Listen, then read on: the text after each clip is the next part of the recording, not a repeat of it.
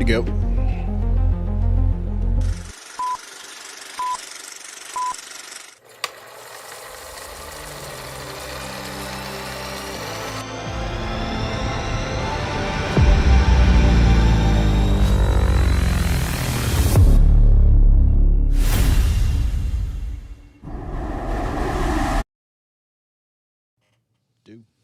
Let's go. How we doing, guys? It has been a beautiful day. How are you guys doing in the chat? Let's see. Okay, Crack Smoke already starting off strong. We love it. We love. Be proud of whoever and whatever you are. All right. All right. Starting off strong, guys. I want to say, because we're going to have Michael Tracey on. That's going to be a huge interview. We're going to have him on for an hour. But, Tim, the Andrew Wilson, Candace Owens thing is tomorrow. I'm now looking forward to it. I mean, I've been seeing all the advertisement go out for it. And I didn't think it was going to happen. PBD probably made that one happen. Dude, and honestly, huge credit to PBD. I know I've shit on PBD a lot, but I think it's like you say, I think he is the person who probably made this happen. He's trying to get Shapiro and Fuentes, right? Like he's been working. Like, I'm not doing that. He's not going to be a serious person. He called him the anti-Semitic Dave Chappelle, which is kind of like a huge compliment for Nick Fuentes. Yeah, probably when he heard that. Yeah, but I'm actually looking forward to that. Yeah, Andrew Wilson's been like blowing up a lot lately. With what I was telling Rex, I was like, I mean, when we had him on, he was still big, but like this is his year for sure. This is his year for sure. Absolutely, it's our year too. We're growing. We're doing a lot of phenomenal things. He does love to hear himself talk. That is very, very true. That is very. But here's the thing. It's kind of like Godzilla versus like I don't know if you saw the movie where they fights like the mutant monsters or whatever. It's like let them fight. Mm-hmm. Like I just want to see it. You know, I'm not rooting for either one. I just want to see it go down. How did that debate situation go last weekend at Dallas? Was that a debate thing that your dad was at? Yeah, so it was a walkaway event. The guy named Brandon Straka, he hosts them, right? And they did the panel shows. Like we've reacted to Owen Schroyer and Gavin and all those people. Yeah. They do 3x3. It was my dad, Joe Kent, Andrew Wilson, Will Chamberlain. I heard it went well. It went for like 4 hours. I heard they almost came to blows, basically, and my dad took over the interview. No. Which sounds about right. Oh, so it's pre-recorded Yeah, stuff. it's pre-recorded, so it'll be put out. Oh, I can't wait to watch that. But doesn't that suck that they do that to us, that they make us wait? Just put it out. Yeah, just put it out. No, they probably are like, oh, we got to be careful how we position this together. Because they definitely make their cuts and their edits, right? Yeah, for sure. Yeah, go ahead. Do this, guys. This would be very helpful tonight. Be a patriot. Like and repost the stream. Yes. Yeah, so we got a lot of things outside of Michael Tracey coming on. We don't really know where that conversation is going to go, but I think we're going to talk about current events. I kind of want to ask him about a story, maybe breaking news that he's following that maybe not a lot of people know about. He's got Substack, so he's been doing a lot of that for sure. lately. Definitely going to talk about the Epstein apologetics, but we don't want to make that the whole thing, and we're going to have him back on again, right?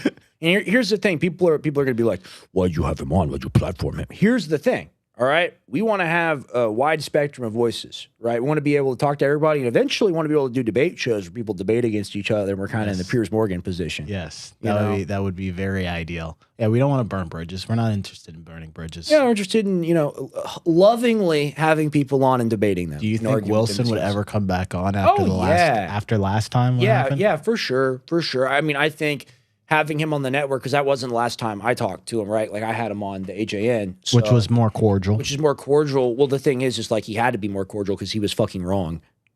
Like straight up. Like he had to say it was a war now, right? Because he said it wasn't a war. Right. But yeah, it's a small world, man. I don't hate anybody except for people that like kill kids in wars and stuff. Mm-hmm. So like it's even if we disagree, we'll talk to you. Okay, so the story I was looking at today, obviously, Israel is just really starting to decide to do whatever it wants, and it's big time. I think they're seriously contemplating occupying southern Lebanon permanently. And the U.S. said no. Yeah. The U.S. has said no to this. The U.S. has said this violates the agreement, and you're like, well, what agreement? Because we tore up the MOU. And this gives the Israelis a leg to stand on, right? Because they're like, well, you said the MOU is null and void. Right. Why are you holding us to paragraph 1 of the MOU? Wes, do me a favor while we're talking about this. Go ahead to my profile and go find my most recent post. I did a post about this, talking about how they. I want to pull up that map that they have, because this is the first time that Israel has occupied Lebanon. They occupied them for almost 15 to 20 years. So right. It really sucks what's happened to Lebanon. Like I said this morning, it's like always been like the #1 tourist destination in the Middle East, a place that was really peaceful to go to. yeah. Well, before going into the map, just show the whole post. I'll read a little bit of it. Oh, thank you so much, Striker. Oh, hold on. We got a Wanna super read that chat. one?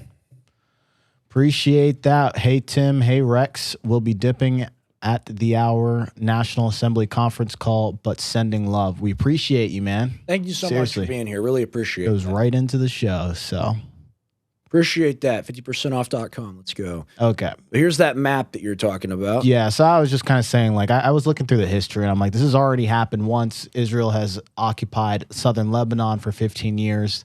The U.S. and the UN opposed it at the time. And this is actually what caused Hezbollah to emerge, is because of the occupation, right? So then they withdrew in 2000, and so now they're looking at doing it again, and this is history repeating itself. Go ahead and click on the map. This shows you what it was like in 2000 and how much they had occupied at the time. So it's a good chunk of land. And that's kind of the same spot. Yeah, Again. same area, same region. But you just see like I don't know why we can't learn from history. Like, okay, so Hezbollah still exists. Say they permanently occupy southern Lebanon. Does that not increase the numbers or form a new fraction that's going to be opposing that? Well, imagine the deal that could be made for like, hey, we will actually leave Lebanon if you actually, like disband or disarm Hezbollah, right? If they sign a treaty like we will not occupy, we will not take this land. Hezbollah operates as a resistance force ultimately to the occupation. They can call them terrorists if they want to, but ultimately they're on Lebanese territory. Right. So like it really is a thing as to where if you want those major concessions to actually have diplomacy and have deals, then you have to be truly willing to make a compromise. And when Ben Gvir comes out there like Cartman talking about burning all Lebanon down, that's not somebody that's willing to make concessions. Right. No. And then we have, kind of the parade of the leaders, the Iraqi leader, the Lebanese leader, all of them, they go to the White House, they meet with Unc Trump and do whatever. It's just so weird, man. It is so weird. And then speaking of, I saw something here. What are you looking for? Which one? Oh, yeah. We got a Oh, plan I here. saw that. Yeah, Hegseth criticizing Iran for investing in missiles and weapons instead of its people. For a Yeah, bit go ahead. Let's. hypocritical, right? Yeah, a bit hypocritical. Let's go ahead and watch that. I'm very interested to see this. Listen, our warfighters need to be in bases with no missile defense. Shut up. It's fine. It's this type of stuff pisses me off. I don't like people that are pretending that the situation is under control. Mm-hmm. To that point on capabilities, Iran's an energy-rich country, could be, should be. Instead, like so many other places driven by a radical ideology, they've spent that money instead of investing in their people. And that's why you had millions of Iranians protesting, because they felt like their quality of life didn't match what it could be or should be. And what was the Iranian state? There's a reason we call Iran the #1 state sponsor of terrorism, because they took the money they make and they invest it in tunnels, and they invested in missiles, and they invested in launchers and UAVs, and we are destroying and degrading that in historic proportions. But it doesn't mean they won't still have some and try to hold people at issue, which is why we're fighting every single day to continue to compel. And you mentioned embassies and consulates. Unlike previous administrations, we are doubling and tripling down on ensuring that our people, regardless of their Department of War, Department of State, whatever they do, are secure in those facilities. And the best defense is a good offense. And so we're not afraid to go after and kill anybody, and we have a lot of them attempting to target our diplomatic facilities. Iran, we're not surprised that they would indiscriminately target, and we're still seeing that. Yeah. So, dude, I don't know. Well, here's the thing. Pete Hegseth is going to be gone. I'm stealing this from Brandon Weichert. When the Democrats are coming back into power faster than you can say Carolyn Levitt. Do you think she's really resigning because of her kid? Yeah. Oh, no. I think she was I resigning. think she Yeah. got pushed out. No. Well, there's that video of her on the plane looking all tense, and Trump is with his like handmaiden Natalie. Here's the thing: is like ultimately, she is the person as press secretary. You have to remember, Trump went through like I think 5. How many we looked this up? How many press secretaries did Trump go through in his first term? It was Sean Spicer. Then it was somebody 2, 3. All right, Wes says 3. We're gonna fact check King Wes here. Let's see if he's right. 5 across his 2 presidential terms. The role saw 4 different individuals serve during his first term. And well, now it's about to be 6. I mean, because Caroline's going to get replaced with somebody, right? Yeah. What is the King Henry VIII divorce, murdered, died, divorced, murdered, survived, or something like that? 5 is a lot. Well, the thing is, like, Hegseth has been responsible or is going to be the scapegoat for so many of the things, like the bombings of the fishing boats, as an example. Right. The Democrats are going to get him on that. They're going to get him on lying about the air defense that killed the initial 9 soldiers in the base. Right. Because he said, oh, it's defended, it's fine. And then, of course, it wasn't. So I think there's like a trillion things they're going to get him on. But I think it has to be isolated enough because both sides are complicit in the war. Like, that's the real thing that I'm curious about post 2026 or whatever, because I do think Democrats are going to win in the midterms. Yeah. Is what exactly, what do you think they're going to try to hold the Trump administration accountable for? I don't think they're going to be able to pass anything as far as like prosecution. They'll probably hearings. They'll probably do hearings. They'll probably throw stuff. They'll probably do a lot of filibustering. Right. But the Republicans, no matter what, they're like, well, we hate the Democrats more than we hate Trump. So even if we're not in agreement with everything Trump's doing, we would never just side with the Democrats. And I think that's what's just going to happen. It's just going to be a really inefficient 2 years is what's coming up, right? You're just going to see a lot of government shutdowns. And China's just building the world right now. Oh, China's having a field day, guys. It's just, it's so lame to be doing all this destructive shit. And then Trump is like, look how much stuff I'm doing. Yeah, it's a lot easier to destroy than to create. And I think I was looking at the stats. Like, I responded to Owen's post today, which, Wes, go ahead and pull that up. He was talking about literacy rates. And I realized, I was like, you know, we're declining in literacy rates. I think from 1947 or so, or the 1950s, I think the literacy rate for America was at like 90%. And now it's like dropped down to like 77%. Yes, and it was widely distributed across all demographics. Everyone could read. And then if you look at China at that same time period, I believe their literacy rate was like 24%. Well, yeah, because it's all farming. Right. It's all agrarian. And now I think they're approaching 90-something%. Now, I don't know how accurate that number is because they still do have a lot of people in poverty, but there's no doubt about it. They have a lot of smart people, and the size of their country, they probably have a lot of people who are a lot more educated than our whole population. Because if you think of it's like almost 1 billion people, you could say 50% of those people, like the culture is very much so, Asian cultures, super heavy on education. Yes. Right? Like, it's a dishonor to your family if you're not doing something You're not that has to do with, yeah. Yeah, no, 100%. I think that attitude will, like, that'll come back in the West, but it'll be too late. Oh, yeah, it is too late already. I was watching this clip on somewhere else, and I saw Owen posted. I was like, oh, it's perfect. It's all together. Let's watch this black guy who's talking about his students in high school, senior year. And he's crying. This is maybe Mosh Mary. You're a teacher. You can tell me what it's like. Have you seen anything? I think it was Mosh Mary who's a teacher. And also, we can't discount the influence of COVID, right? Because the seniors that he's talking about, they were freshmen or in 8th grade or younger, 7th grade. Damn, dude, we're getting old. Fuck. Unk status. Seriously, but think about it. Think about being from 7th grade to 9th grade, not going to school. Yeah. And that would make you retarded. But we were still, the rates weren't that good even back then. I think we were still reading below a 5th grade level. Go ahead and pull up that video there. Let's go ahead and watch this. These kids are leaving high school and going to college, and they couldn't fill in 4 words. 4 words. I literally broke down in the middle of class. This is only day 2. And I have seniors who simply cannot read and seniors who cannot write. They could reason, They have the ability to defend their reasoning if it's talking to their homeboy, but applying that to a written text, 2 paragraphs, and they couldn't do it. Our young black men, our young brown men, our young black girls, and our young brown girls. Pause it. Yeah, that's awful. Very and depressing. then I think I've responded to this, and I have a screenshot there showing some of the statistics, and we'll go over those for people to understand what our situation looks like.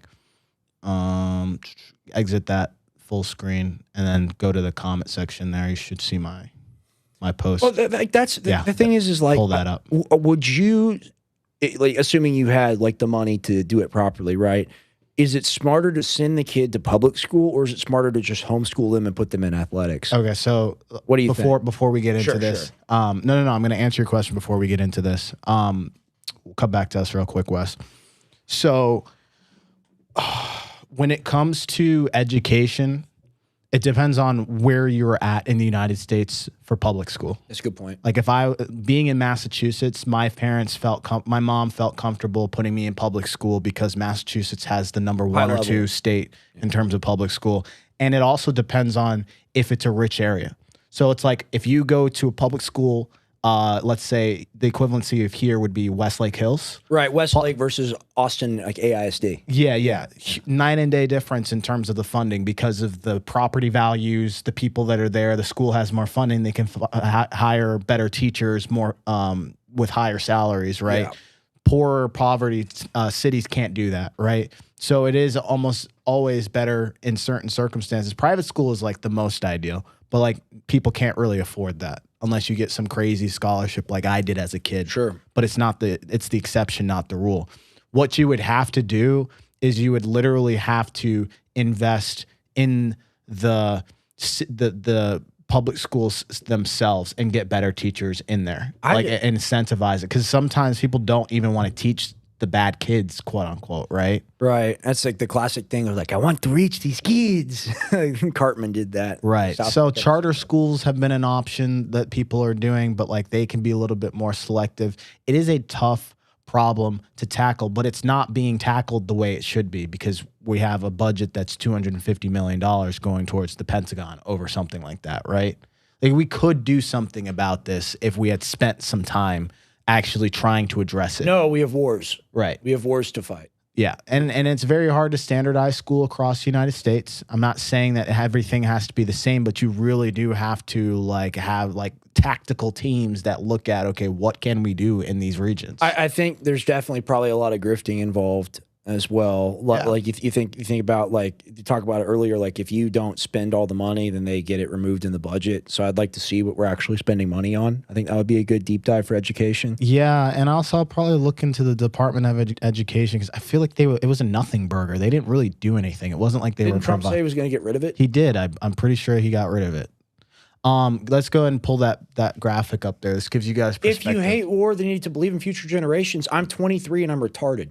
Like, I'm sorry. I'm sorry. I'm sorry. Sorry. Like, I'm sorry. That's what happens when you give a kid an iPad when they're 12. It's not good. So I am a little worried about that. I think that's fair to be worried about. No, we believe in future generations, but the onus is not on the kids. The onus is on the system. Yeah, it's not the kids' fault. It's not the kids' fault. Blaming the children, right? Good grief. You know?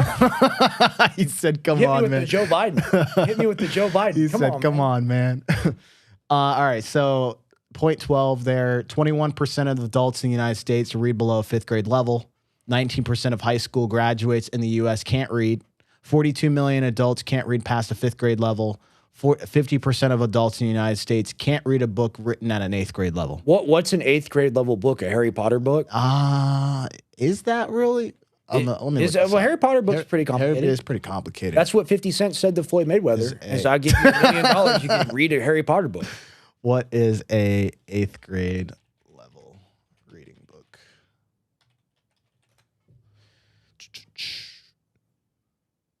Oh, we know what it is. All right. Animal Farm by George Orwell or Anne Frank's Diary. That's 8th grade level is Diary of a Young Girl by Anne Frank. Really? I guess so. I think The Giver. That was a good book. that was a great book, but it's also a little book. It's not very The big. Outsiders. I think I read that book. Is that about like the cats or the dogs or whatever? that no? become free? I think it's the about these like teenage kids or whatever. I forget. Damn, dude. Well, that's the real issue, is because if you can't comprehend language, then they can just lie to you. And like that's the whole thing about the Iran war, that people are like, did you should believe the president? Well, it's like if you can understand context for what the president has said, if you're able to. Well, and you know, politics is boring to a lot of people, so they're not gonna sit there and like read an article or try to like watch an entire speech. Like that's just not something that people want to do. Sure. But yeah, we should have Michael Tracey coming on very shortly, guys. We're gonna be talking about a lot of things. There's a lot of comments here since we've been talking about this topic. Yes. I see Michael Tracey. He is in the building. He's getting plugged in. We'll give him Wes, some start time. getting him set up a little bit while we just Yeah, we appreciate everyone here. Please repost the stream. We're live Thursday, Sunday, 7:30 to 9:30, 7:30 to 10:30 on Sunday. Gray Area Talks. Okay, Wes, go ahead and add him to stage. Howdy. How you doing? Hey, how's it going? Doing well. Glad you can make it onto the show. We appreciate you coming. Yeah, no problem. So, I guess we could just start with kind of like, I think Rex and I know you from like, I've seen you on Do Dissidents. I know you do kind of your own Substack. You X, do definitely. X. Yeah, you do a lot of big. investigative journalism. But like, what is your story, man? Like, what is your main thing that you feel like your drive or your passion comes from? My story, geez, talk about an open-ended question. It is. It is. We want to know about you. Yeah, I don't know. It's I kind of just follow my intuition as to what I think is either being undercovered or not well covered in the sort of popular media, whether that be the online alternative podcast type media or the more mainstream. And I really just take it from there. I don't know that I can really articulate with a whole lot of cogency my philosophy beyond that, which means that when I'm asked an open-ended question, I don't really have a particularly compelling answer. Well, let me get more specific. What is a story that you are following right now that is being underreported, that not a lot of people know about? Well, it's not so much that people don't know about it, but I've just gotten sucked into these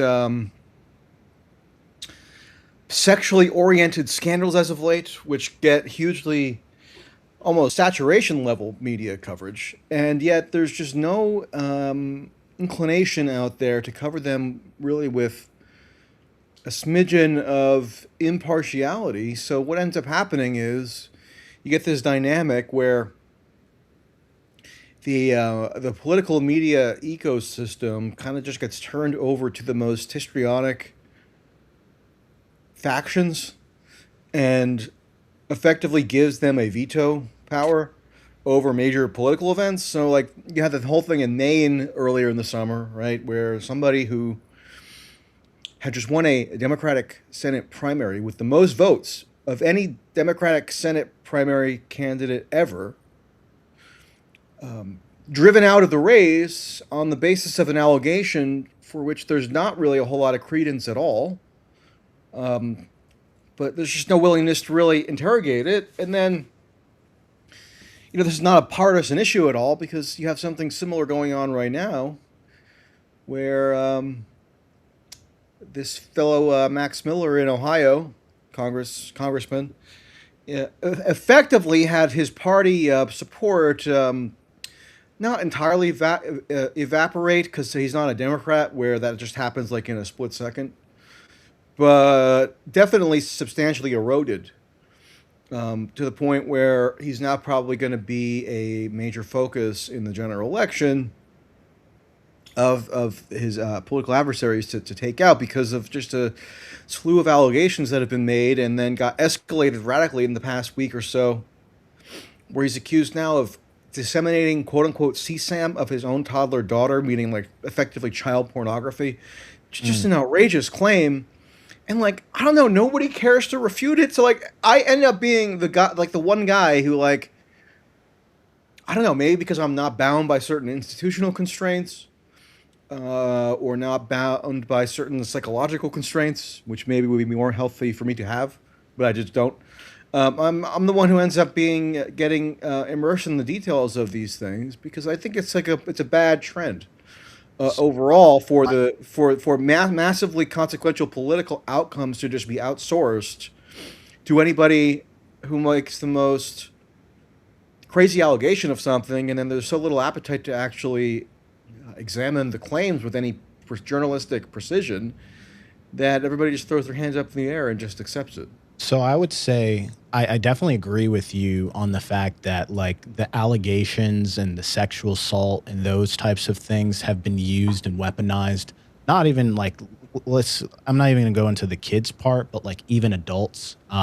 You see athletes, you've seen people who are in media being the smear campaigns. I would even put the Tates, what they tried to do with the allegation of the girl who had gone there and they had said that she was being sex trafficked, and they used that as a mechanism. Now there is that angle to those people, but then there's truth in terms of like, let's say the Epstein files, right? Where you've got all of the evidence for political people who are involved. Now, I'm not talking about the candidates that you just mentioned because there probably isn't enough proof to prove those allegations. But what do you think about people like in the Epstein files where you can clearly see like, hey, guys, this person has an email chain showing that these things, and you've got enough people who are witnesses to that, right?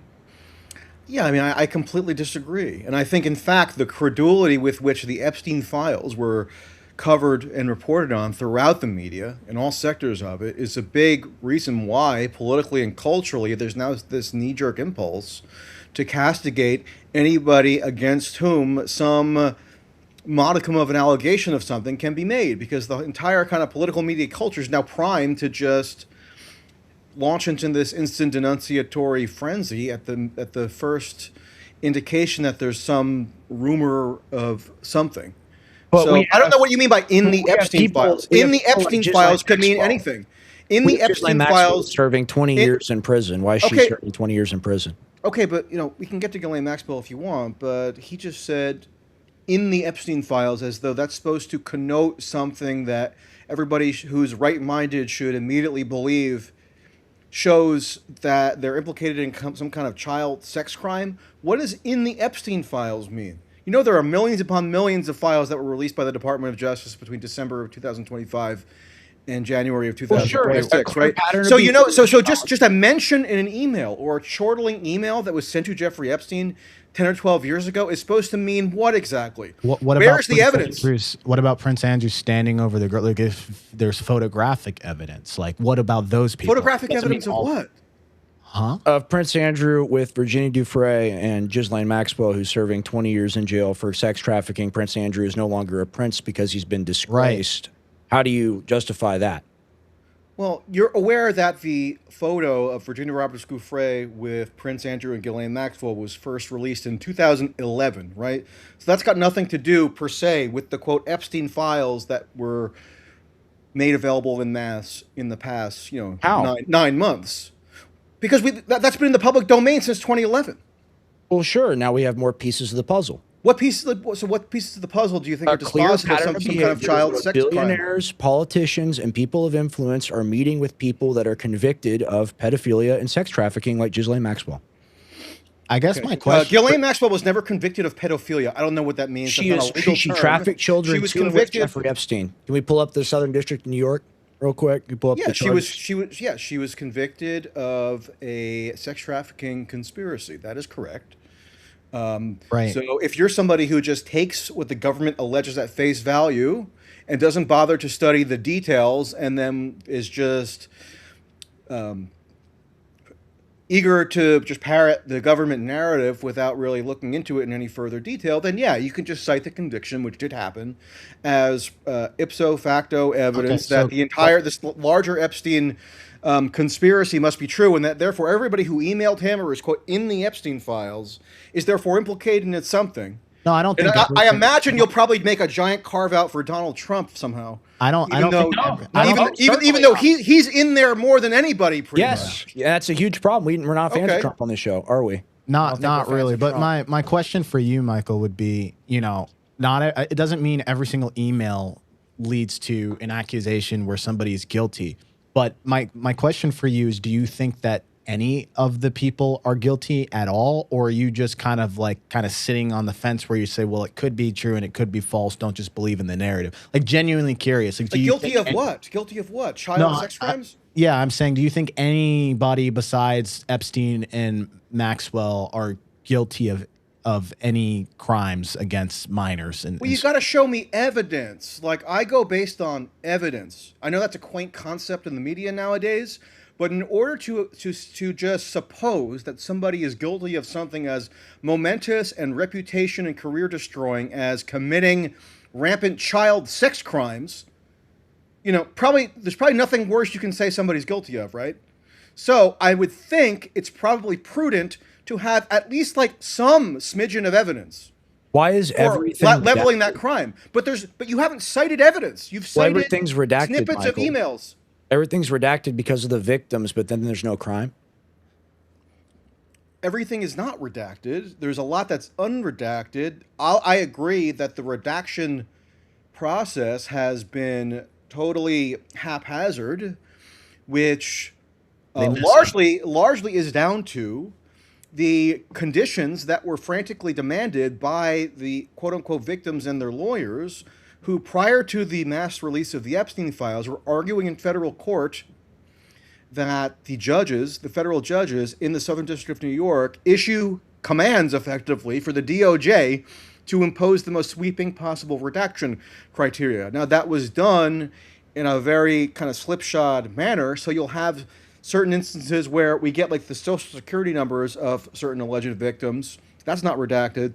But then you'll have other files where stuff is just superfluously over-redacted. But a lot of that comes from the demands that were issued by their lawyers who are continuing to pursue civil litigation for massive paydays. There's an active Bank of America class action lawsuit that's underway right now that they're going to have a hearing in about 2 weeks that I'll be going to finalize the terms of, where they're going around scouring, Eastern Europe and any place they can find for new quote-unquote trafficking victims so they can justify like an $80+ million class action settlement, from which the lawyers involved in orchestrating it get a 30% cut off the top. And they were the ones in federal court who were saying, look, make sure you conceal the most Epstein files possible because we don't want to disrupt our sanitized survivor narrative.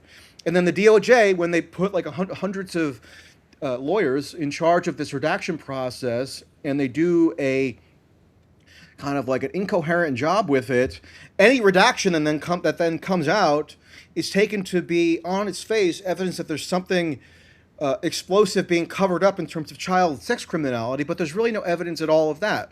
So if you're saying that something in some email somewhere should be understood to be evidence of a child sex crime, you got to give some indication as to why that's the most plausible explanation for the over-redaction, and not that there are lawyers and politicians and others who have this whole dogma around why we need to withhold or conceal or redact any information that bears on the quote victim identifying material pertaining to some alleged victim who hasn't even been adjudicated as such in any bona fide adversarial process, but can just self-declare. And then according to Todd Blanche, who's now the confirmed Attorney General, the criteria that he put out for his underlings at the DOJ was, we just take any self-declaration of victimhood at face value, so we don't care about the billion-dollar industry that's been set up for settlement monies around anybody who can claim some kind of Epstein-related victimhood and what that could incentivize in terms of self-declaring as a victim.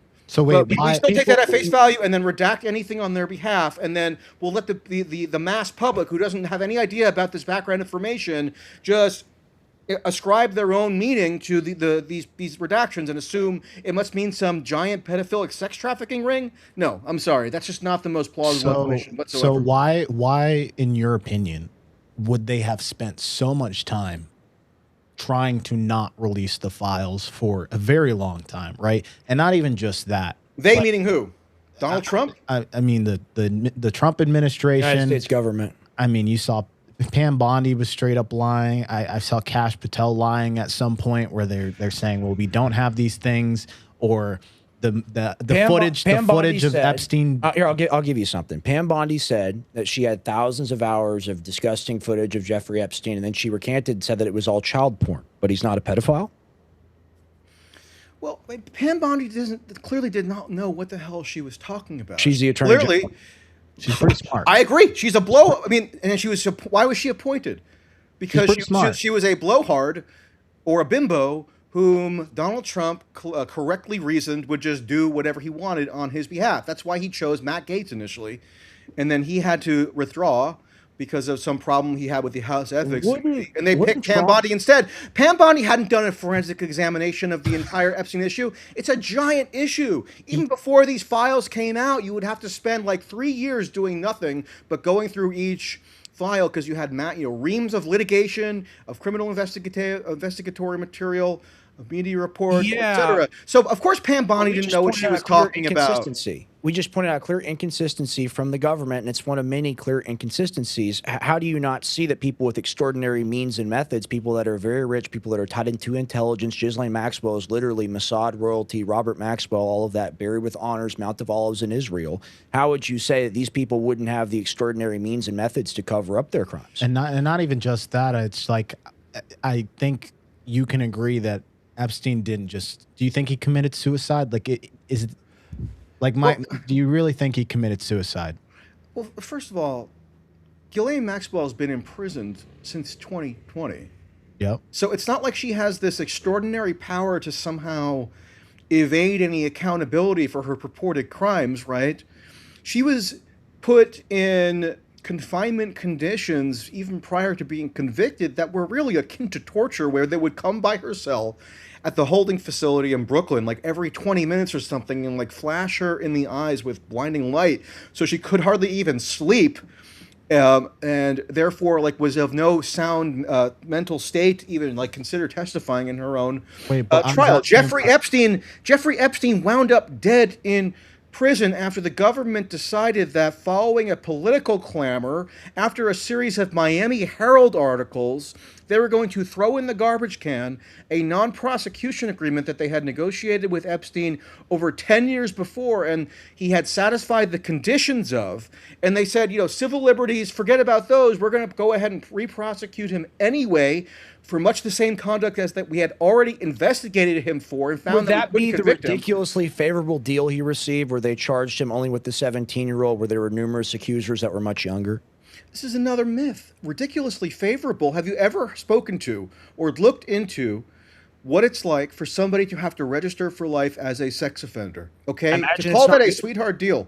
Yeah, and that's what the federal government, under George W. Bush, interceded to ensure that Epstein had to plead guilty to, meaning a Florida state-level charge that required him to register for life as a sex offender. Yeah, but because if the feds had not interceded, that's not as bad as if you were actually doing the things that he's convicted of, right?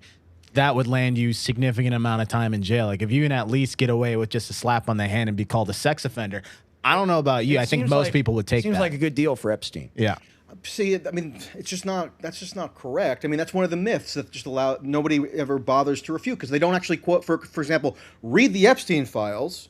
Like people will like just demand that they get the Epstein files, or they'll point to some redaction and kind of impute some kind of nefarious motive for why a certain record or email or whatever is redacted, but they never actually, if you'll notice, spend a whole lot of time reading the Epstein files. They'll maybe see some stuff that gets flooded around on social media, but they don't actually go through and read the Epstein files. You know why? Because if you wanted to spend some time reading the Epstein files, and believe me, I have, probably to an unhealthy extent, you can go through the ins and outs of how it is that the government arrived at the resolution for Epstein's criminal liability circa 2006 to 2008, which resulted in the non-prosecution agreement and then the sentence of around a year and a half or so in Palm Beach County jail facility, in addition to a civil restitution mechanism where Epstein had to pay for the lawyers of people that the government had identified as victims, and then pay them a specified amount as civil restitution. This is like completely novel in American law, as far as anybody that I've talked to knows. Two things. And then a sentence to jail. So I mean, I don't think that like having to spend any time in jail in the United States, particularly South Florida, is like a sweetheart situation for anybody. So we got with this whole like mythology that came up, and then so he comes to what was supposed to be a global resolution. That was the text in the agreement to settle his outstanding criminal liability when he acceded to this non-prosecution agreement at the Fed's insistence in 2008. And then what did the Feds do 11 years later? They decided to throw it in the garbage can. It hadn't been negated. The non-prosecution agreement was still in effect. The Feds just came up with this way that they could basically circumvent it and come up with this cockamamie semantic or jurisdictional argument about as to how it could no longer be. But they were no longer bound by it. So that's not a sweetheart situation. That's the government expending a massive amount of resources to go after one particular person, and then he winds up dead in their custody. Yeah, but you didn't answer the original question. I said, when you talk about the fact that he's dead, do you really think it was a suicide? Because when we were released, when we were told we were going to have the footage released, they scrubbed the minute and a half right at midnight, give us two narratives, right? One where the malfunction of the cameras at that specific time, and then the second one is once everyone was like, no, this has been heavily edited, they were like, oh, we found the extra minute and 30 seconds. So I think the whole argument here is the inconsistencies from the government. It's like, okay, look, if you can say like Epstein is not convicted and there's all these people who are not a part of the crimes, right? Then it should be very easy for you to produce the evidence that shows that and not strongman all of these situations. Like there's so many inconsistencies during this whole entire thing, which you could understand why everybody was skeptical to begin with. No? I mean, I'm not going to deny that there are inconsistencies. I'm not going to deny that a bunch of lackeys that Trump appointed to main prominent positions in the second administration mishandled this secondary review of the Epstein file or investigative sort of history that they initiated in 2025, whether it's Kash Patel or Pam Bondi or whomever. So you're not going to get an argument from me there. I mean, just to give one quick example, and I'll get to the did he commit suicide question, but just to give you one massive example that fueled, understandably and justifiably to some degree, a lot of the skepticism and consternation around this stuff. The issue really reignited as a massive political controversy in July of 2025 when they put out this unsigned memo, right? DOJ and FBI, that basically goes through each common tenet of like what I've been calling the Epstein mythology and dispels it. Says, no client list, no widespread sort of child sex trafficking or blackmail operation. Every indication that he did commit suicide, etc. Okay, but then they introduced this brand new wild claim, which is that there were over 1,000 persons that they say were, quote, harmed by Epstein. Now, on its face, that doesn't make a whole lot of sense. If you're saying that there was no wider conspiracy and it was basically just Epstein acting alone, how could that be so if you're also saying that over 1,000 individuals were harmed by him, because people assume that must mean over 1,000 children were like child sex trafficked or raped or assaulted? Could be adults as well, for sure, absolutely. I don't think anyone's disagreed with that. Well, I think the common person, when they hear Jeffrey Epstein or when they just hear the story invoked, they assume it must be a pedophilia crisis, right, or controversy. Right? That's the immediate association that the most people make. Okay. Can't two things be true at the same time, though? Well, it can, but if there's no clarity given as to like what the scope of the alleged victimization is, and you're just letting it float out there that this thing is primarily understood to be a child sex trafficking or pedophilia controversy, then I think when people see 1,000 victims, they're probably going to be inclined to assume that means 1,000 child sex victims. So that's an inconsistency, right? So when the Trump administration throws that claim in there, doesn't actually clarify what it is they're really referring to, then of course that creates understandable consternation and skepticism about the veracity of what's being told to the public. only a couple months later, when the Epstein files come out, do we finally get the genesis of that figure, that numerical figure of over 1,000 victims, which still gets repeated to this day as though it's the authoritative truth. Sometimes people will even upgrade it to like thousands of victims. It's a phony number. It was concocted by the FBI, as we can see in their internal memoranda, that they had no reason to ever think would ever see the light of day, where they're saying, we came to this number because we're using this criteria from the Crime Victims' Rights Act. It's a convoluted legal tale, but they include the relatives, the family members of purported victims. This accusation of 1,000 victims germane to the argument that we're making, or we're pointing out specific cases. Let me give you an example. You talked about Ghislaine Maxwell and basically the torture-like conditions, which I would agree with. Trump sends, I forget who, from the DOJ to meet with her. She gets transferred into the now Cushy prison. Todd Blanche, the AG, or now acting AG, she gets transferred into the Cushy prison. How exactly does that work if they're not making some sort of a deal? Yeah. So Blanche actually, as of a few days ago, is now the full-blown confirmed Attorney General. Just as a point of note. No, I know. Yeah. So I want to get to that, but I don't want to leave the suicide issue hanging. All right, fair enough. So just remind me. Go to the suicide. What do you think about? But I only mentioned the 1,000 victims thing because it's an example of an inconsistency. So I'm not even disagreeing that the government has mishandled how they portrayed this publicly. We could disagree on 1,000, right? Like maybe it's not 1,000. Let's say it's even like 1% of that, right? And let's say, or even 10% of that. And let's say it's just 100 people. Let's say it's Virginia Giuffre. Right. Like doesn't really matter about the amount. Let's say it even happened in the first place. That shows you the morality of that person, true or not. Like you can't be. It's not binary here. It's not 1,000 and it can't be 0. Do you think it's 0? Is what I'm understanding, or you just think that number is way too high? I guess that's where I'm getting confused here.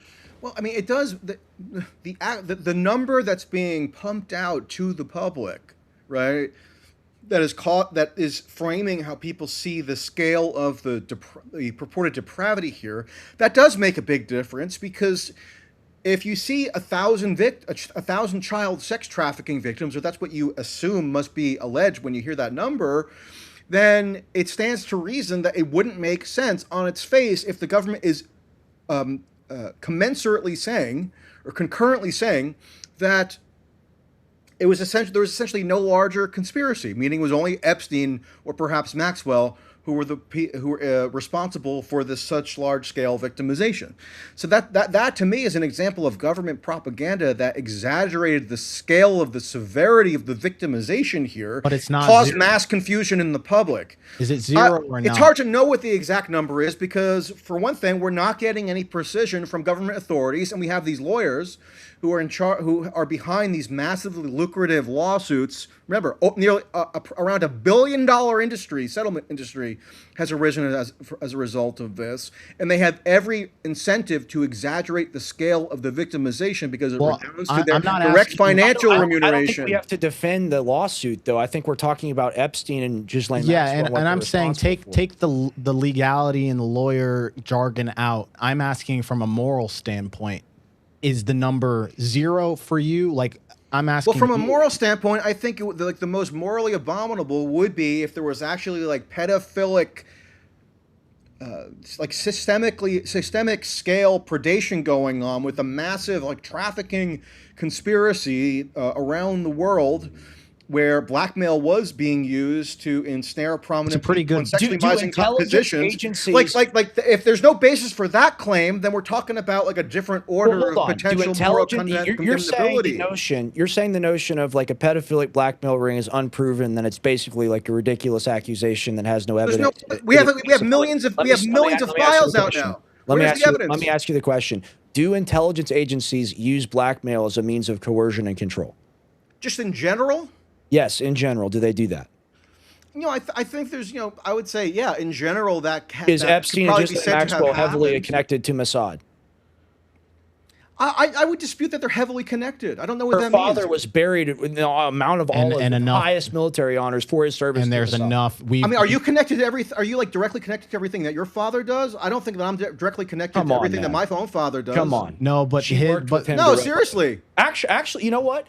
In the same way that I am the son of Alex Jones, and that makes me a broadcaster, and that's my nature, she is the daughter of the head intelligence person who is buried with the highest honors on the Mount of Olives in Israel. Well, So Robert Maxwell wasn't the head relevant. intelligence person. He was akin to Sheldon Adelson, meaning Sheldon Adelson was like one of the top donors in the political donors in the United States, mostly to the Republican Party.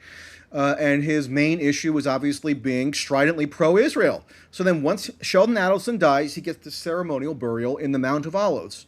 And then all the Israeli political elite and military elite and so forth attend his burial. Robert Maxwell got something similar in the early 90s. I'm not doubting that. I'm not disputing that. I just don't think that, therefore, means we can make a direct logical leap to Ghislaine Maxwell as some sort of Mossad intelligence agent. And then that explains how Jeffrey Epstein ended up getting certain charges leveled against him in the mid to late 2000s for sexualized massages in Florida. Like, it's just not like a logical leap that makes a whole lot of sense, except as this like scattershot. 17-year-olds give them sexual massages? Do normal people? Yes. Yeah, normal people have that as like a normal activity. I mean, Jeffrey Epstein was most definitely abnormal in all kinds of ways. Again, so you're not going to get an argument from me that he was just a normal guy. Normal. If you define him as abnormal, what does that mean? I mean, there are a million different ways. I mean, he is a fascinating individual, just given his abnormality. What are they? You're saying he's abnormal. What are his He abnormalities? was extremely high intelligence. Okay, so that's not to condone him. That's not to say he was morally good just because of the fact of him being extremely high intelligence. But I've had numerous people now, okay, who don't know each other, who I've spoken to independently of each other completely, who have told me something like he was either the most or one of like the top 3 most intelligent people they ever interacted with in their entire lives. Okay. So, and there's no reason why they would embellish that when they're talking to me, because they actually want to downplay their association with him for the most part, which is why they don't talk to any other journalists about their dealings with Epstein, because they'll use whatever little anecdote they might put out to castigate them and to say why they're implicated in some kind of child sex crime. So that's number one. Obviously, he had some preternatural ability at complex financial maneuvers at a relatively young age, which is how he was able to amass a sizable fortune relatively early in life. His fortune, for the most part, came from the power of attorney that Les Wessner gave him, right? That wasn't a normal thing, right? A billionaire who owns all of these assets to basically say, I've just run my life, you have access to all of my money, and you can write blank checks of whatever you want. He also used to say that he used to run a hedge fund, right, where he was making investments, and that was his cover story. That was proven to not be true, right? He didn't at any point have real assets that he was trading, or that he was in some type of hedge fund, that he knew all of the things about commodities and stock trading and those types of things. I know a lot of people. I'm well connected with a lot of people who sound really smart and they say a lot of jargon, but in the end, they're full of shit, right? And the thing is that there is a higher likelihood that all of his money came from that power of attorney situation. That is literally the most plausible situation here. Not that he made a bunch of money and figured things out, and then the fact that he married Ghislaine, who was already coming from a wealthy family. Like that's all connected together. Well, he never married Ghislaine. I didn't mean to say married. I meant to say tied connection. It's basically his wife. Let's be honest. No, I mean I don't think that's correct. I mean they had a romantic dynamic for a time. Why did Epstein and Ghislaine Maxwell go? And he never said that he was a hedge fund man. I don't believe he ever said he was a hedge fund manager. No, he did. You can go look this up. Why did Ghislaine Maxwell and Jeffrey Epstein go with Bill Clinton to the King of Morocco's wedding if they're just kind of good chums? Seems like a pretty tight bond, right? Well, it wasn't. I'm not saying it wasn't a tight bond. It's just that he never married Ghislaine. It was a miss. She had a romantic relationship with him for a period in the mid '90s, and after that, she became basically his one of his employees, senior employees who ran his many households and estates, because there's a lot involved with all the staff that he had, with all the maintenance, with all the upkeep, and with all that goes into having properties in places far afield as New Mexico, Virgin Islands, Florida, New York, Paris, etc. This is literally on record. This is stated. You can watch these in videos. Jeffrey Epstein frequently described himself as a hedge fund manager or financial expert. I mean, where did he describe himself as a hedge fund manager? Maybe he did. I haven't seen it. I'm saying he BBC has. article right there. He has. Like I'm telling you, I've seen. Where's him the say it. quote? I'm literally, you could go watch it, go find a video, you can go watch verifiably it. true. And all the other people who are rich also knew him as this, as they account their records with talking with him. We're right? not talking about child sushi. This is on the record. This is on the record. So they said Because that he was a money often- manager. I mean, it's just No, different he from being a hedge often fund manager. repeated that he ran a hedge fund in the 1980s and 1990s. But Okay. the investigative reports have that's actually earlier shown on. that he did not manage a traditional hedge fund or have a significant footprint in public or regulatory findings. What that money was, and he was managing, was a multi-billionaire's bank account, essentially. Yeah, that's correct. why he could afford all of those houses. So all I'm trying to help you understand here, and just where there's smoke, You don't have there's to help fire. me understand anything. Or you don't have to say where there's smoke, there's all fire. I'm Is that, saying as is if where that's like a really revelatory cliche. Misspoken.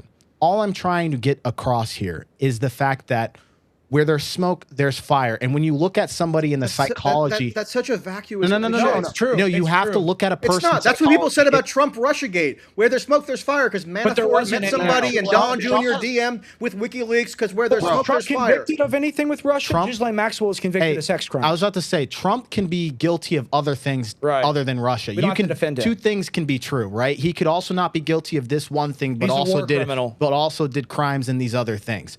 I'm trying to help. I'm trying to make people see the psychology behind the person that would commit certain acts. If you're going to sit there and say, well, I'm a hedge fund manager, I have all this money, you're going to lie about certain things, you're going to lie about a lot of other things, right? It's He's a chain liar reaction. on the record, and he lied about that. Why couldn't he lie about everything else? And then we think about I'm not saying that Jeffrey Epstein never embellished anything. He was obviously Well, it's not just a embellishment. chronic networker.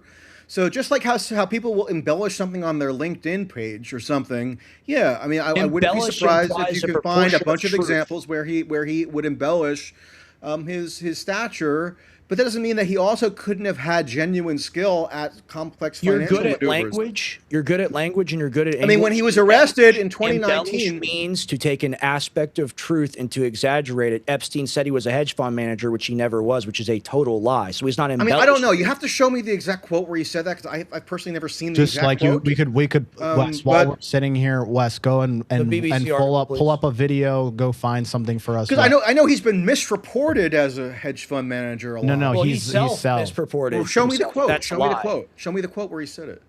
Either way, though, he had a boutique financial advisory firm, which, yes, Leslie Wexner was his most important client. Is not a for a client. large He gave period him power of attorney. That's what I'm No, telling. he was a client. He was a client, and pursuant to him being a client, he signed over power of attorney so Epstein could handle his financial affairs because it was an extremely complex portfolio. So is he Wexner was one of the most wealthy that- people in the United States. So his money manager, the guy who, for example, like restructures his businesses, like the Limited or Victoria's Secret, etc., or as Epstein apparently did, came up with the trust fund arrangements for Wexner's children, or set up his staffing expenditures for his properties, because he also had this major real estate development in Ohio and so forth. Is he a chronic networker, an intelligence asset, or both? How does that work? Definitely a chronic networker, as evidenced by the fact that he had everybody from Donald Trump to Bill Clinton in his Rolodex, right? So that stands to reason as a chronic networker, and obviously, I think high intelligence as well, because you have to, some intelligence asset. Working for intelligence agencies. No, I know. Working for intelligence agencies, I don't know what that means anymore. Could he have, for example, when he's meeting with Ehud Barak, right, who was one of the people that he met with on a regular basis, and he had some personal/business relationship Former Prime with. Minister of Israel. There's nobody, former Prime Minister of Israel. Like when they're having a soiree at his New York townhouse, is it implausible that Ehud Barak picks up on a piece of information that then he gives over to somebody who has some connection to the Israeli security state or some military industrial complex thing in Israel? That's plausible. I just don't know that. But money meetings, man. They're political meetings. Epstein had governments, governmental officials. He brokered meetings between them. Is he an intelligence asset, or is that just business networking? Big difference. Big I mean, difference. I think. I just say I think to call him an intelligence asset kind of oversimplifies things in a way that makes people think of some sort of espionage cloak and dagger tale that I Isn't that what all don't think is intelligence really well assets are? representative of what Epstein was. Now that doesn't mean that he wasn't very plugged in to certain money making enterprises with certain intersection with different government agencies. I'm not denying that, or former government officials, which is why a lot of people like Ehud Barak, or Not just even, former. Even Burns, William Burns, who was then the soon-to-be, I believe, CIA director. He wasn't the CIA director yet. But when he left the Obama administration, Epstein is a guy that he's recommended to have a meeting with to see how he can use his monetary assets and his government experience to make money as a private citizen. Okay, so So Michael, yes, that happens. But you gotta. What does this all add up to? Because I always get inundated with all these data points about Jeffrey Epstein, right? So I'm always on the hot seat to explain the ins and outs of everything this guy ever did over the course of his life. But the people who just want to insinuate that it all adds up to a massive child sex pedophilic trafficking ring never seem to have any burden of substantiating. Well, I think it's always just implication or some multiple why would they interpretation remove of some Black? email. There never has to be any hard evidence for anything. Why are these people Let resigning? me ask you a question. I love the torture video. Why is Epstein sending torture videos to people? That's in the files. Okay, so that was one of the things that people were all aflutter about within the first couple of weeks of the files coming out, January 30th. Did you ever look into it? Torture video? There was no torture. There was no child sex torture video. It was a snarky joke that was made between Epstein and his business associate in the United Arab Emirates. Look it up. They showed this torture video in Congress because it was related to a controversy having to do with U.S. sponsorship of the United Arab video Emirates. They showed in Congress is the same video they're referring to in the email. He can't. It exactly overlaps with this joke being made about something that's in the headlines at that very time in 2009. Okay, can you show that there's anything to do with a child sex torture video? So Michael, here's the problem. When we weigh the probabilities, right? Is it a joke about something that happens to literally coincide with this thing being in the media in the headlines, or is there a child sex torture video that nobody has any evidence for whatsoever? We have to talk about probabilities because that's all anybody can talk about here, right? The probability is higher that most of these things did occur in some sort of factions. Maybe the details aren't exact. You're totally wrong. There is no good probability that joke in an email from 2009 relates to a literal child sex torture video because you have zero evidence that could actually increase the probability up beyond 0.001%. Just like you assert that he's a networker, but he's not an intelligence asset doing espionage. No, I said he has some intersection with people who are affiliated with different intelligence agencies. He's brokering agencies. Meetings with heads of state and current government officials, not just foreign officials. It's all over the files. This guy is not just a networker in the business sense, in the political sense as well. He's highly connected to intelligence agencies on the record. And if there was nothing to hide, right, they would have just put it all out there for people. No, they wouldn't. Why would they do that? Why wouldn't they do that? I'll give you the perfect example. Assuming that Marjorie Taylor Greene is correct, and when Donald Trump called her on the phone last October, I believe, and said, hey, do not sign on with the Democrats' effort to pass the Epstein files. No, but he Transparency Act. Can I finish? He campaigned on. I'm not saying to defend Trump. You asked why would they not want this stuff out? Donald Trump reportedly told, as you said earlier, Donald Trump is the most implicated guy in the files. It makes a lot of sense. I was about to answer the question.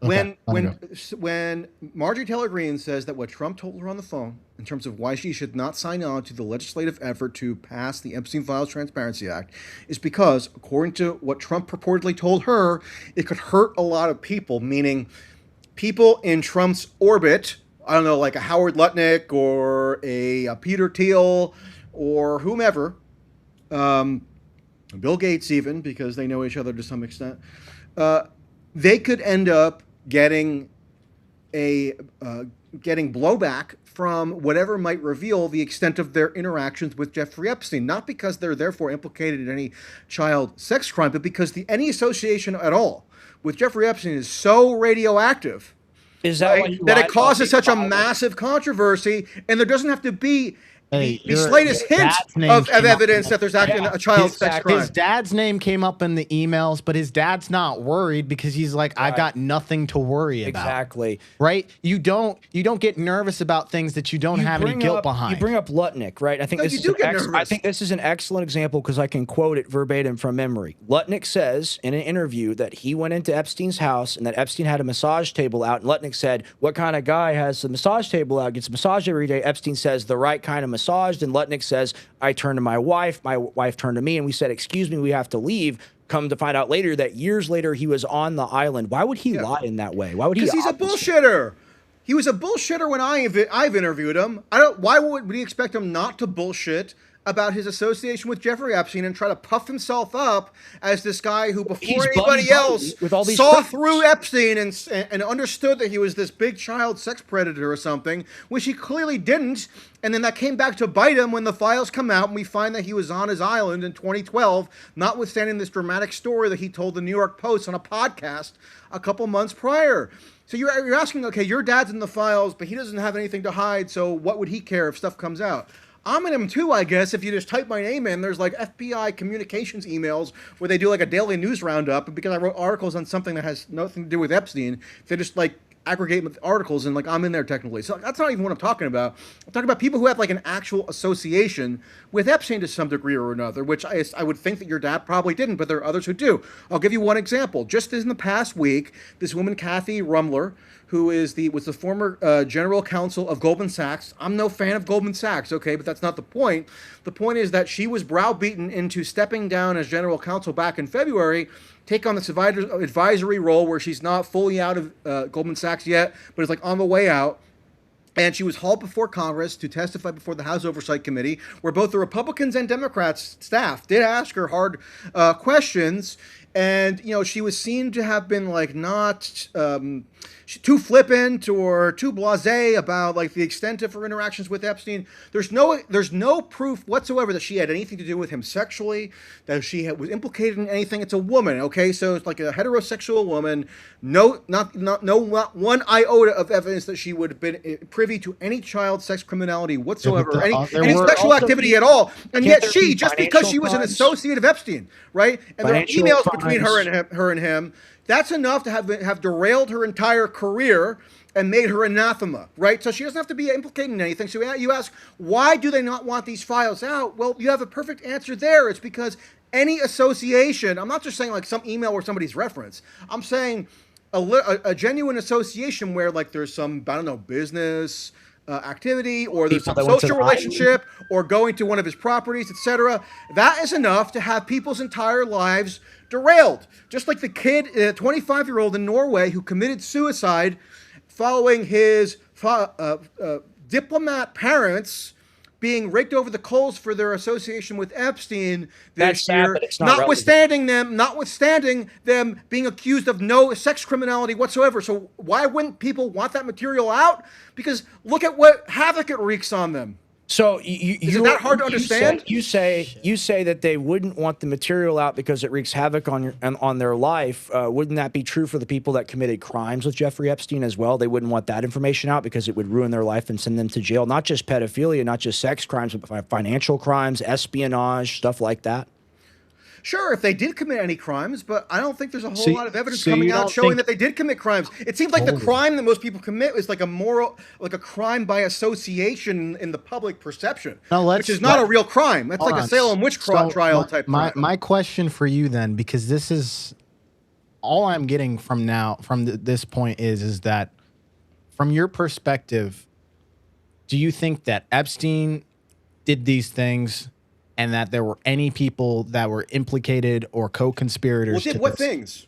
Well, as far as all the things that happened to the children, as far as the pedophilia, as far as the rape, and we as do far consider as a 17-year-old to be a child. I'm asking you, It's not a, as I said, binary. It's not a 1 or a So 0. it's legal in a majority of U.S. states for adults to have sex with children. Are we really going to make the pedophilia versus a bonophilia argument? Are we I've gonna never say, used well, that latter she looks term. like she's I've 13, never but used she's that latter term. 3,000 I'm years old asking in you. anime. I'm asking you. doing I'm that? asking you. I'm asking you seriously. If you think that a 17-year-old can just be casually referred to as a child, which I don't think anybody really does in common It is a speech. child. I think it's Okay. predatory. If Okay. you So give her a job to then give you believe. massages and then you have her jerk you off. I think that's a crime. Are you guys in the state of Texas right now? Yes. Okay. So in the state of Texas, it's legal for adults of any age to have sex with children. Yeah, but 17 is not an adult. 18 is the legal age for adults. So what are we No, that's talking not about? right. Look up the law in Texas.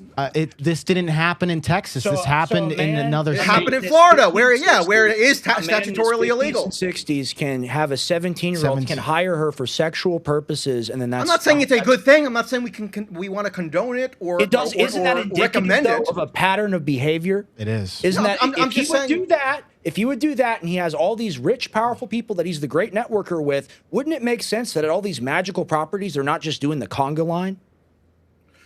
Okay, look. At some point, the burden lies with the people who want to make these grandiose, sweeping theories about Epstein to come up with some evidence I somewhere raise of you something. Bondi. We I just raise you had. Bondi We just again. had. How is that? So Thousands of hours of child porn. She literally That's the said it quote. on record. That's So on why? you don't. record. So she forget? therefore, we don't need any evidence because No, we no, have no, some she wasn't- somebody No, who didn't know what she was talking about mouthing she said off. that it couldn't be released because it was so horrible and it was CP. All right, She had that no, was she had why no it idea what wasn't she was released. talking about. Why would She's she? the attorney general. How is What do she? you know? She's intelligent enough to know what she saw. Clearly not. No, here's Why the Trump problem. dumped her eventually. No, he dumped her because she made a mess out of the entire trial when they tried to ask her questions, and she had said the There was no thing trial. that okay, congressional hearing. We're gonna say yeah. the same thing.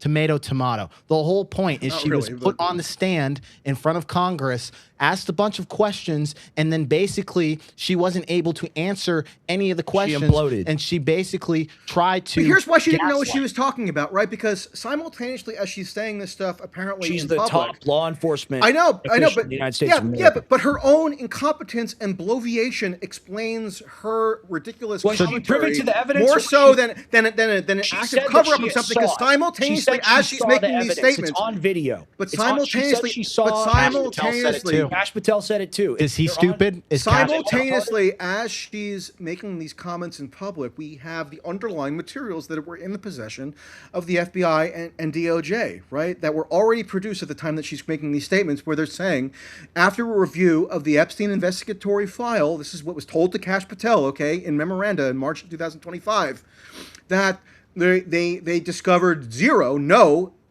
self-produced child pornographic material. Well, self-produced. From We're Epstein. just saying CP here, right? So he's a pedophile. You said, well, 17. It's kind of a it's kind of a thin line. Okay, so you He's a think pedophile. no? Hold on, my confusion here. So you think Pam Bondi went up there, said all those things at the beginning when she's at a lower state of like not being on edge. She knows she has her job. She's just trying to do the right thing. I don't think she said knew what she was that. talking about, just like hardly anybody does when they talk Do you about the think- Epstein no, issue. no. She said explicitly that she had the files. She's seen the videos.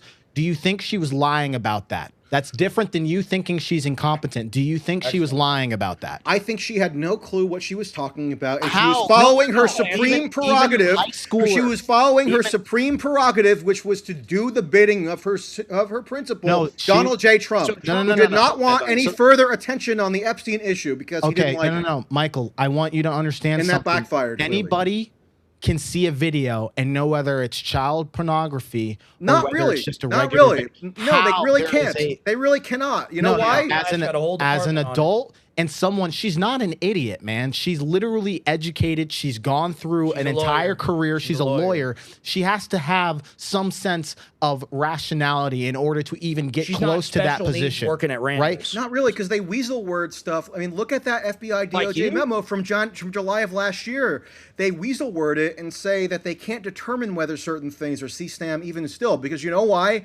Technically, per the government designation, something counts as CSAM if it's a 17-year-old versus an 18-year-old. And with the naked eye, not everybody can immediately discern whether a female is 17 versus 18. Okay, so no. Hold on.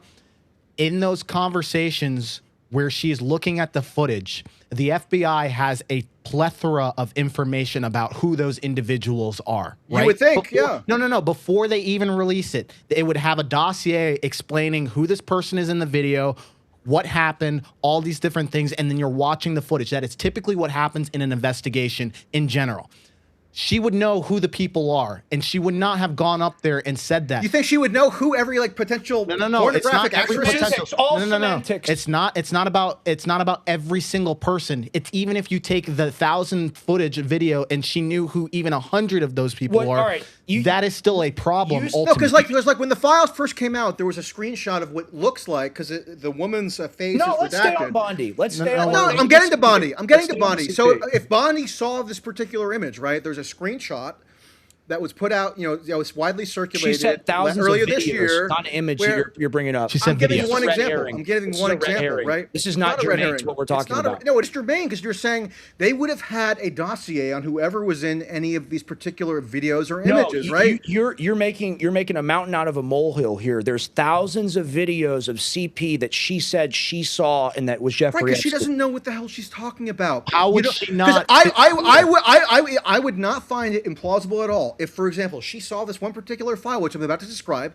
which is a young female performing some kind of sex act upon a male, and the female's face is redacted in the file because they had this broad criteria that they were using for file redaction, where any female at all presumptively had their face redacted in any of these files. No. If you're in the FBI, with the face redacted, it looks like, okay, this might be a child, possibly. But then you could unfortunately, if you want to do a forensic analysis of this stuff, which I was required to do, I had to find the actual commercial pornographic movie where this exact scene was in. And it was like a woman who was like 23 years old or something. How do you confuse hold on. with pornography? There's because people aren't like that particular about how they're evaluating the stuff they see. So I wouldn't be surprised if Pam Bondi was conflating a bunch of stuff. Daddy little girl stuff. Very interesting. The problem with your statement here is you are assuming that Pam Bondi is using Google search and all of these other resources like we are, and that she's not part of the institution that sees the exact unredacted images and videos and files. They know exactly who those people are. So what are you guys asserting? That there is a large-scale child sex crime ring that is continuing to be covered up by Pam Bondi or whomever?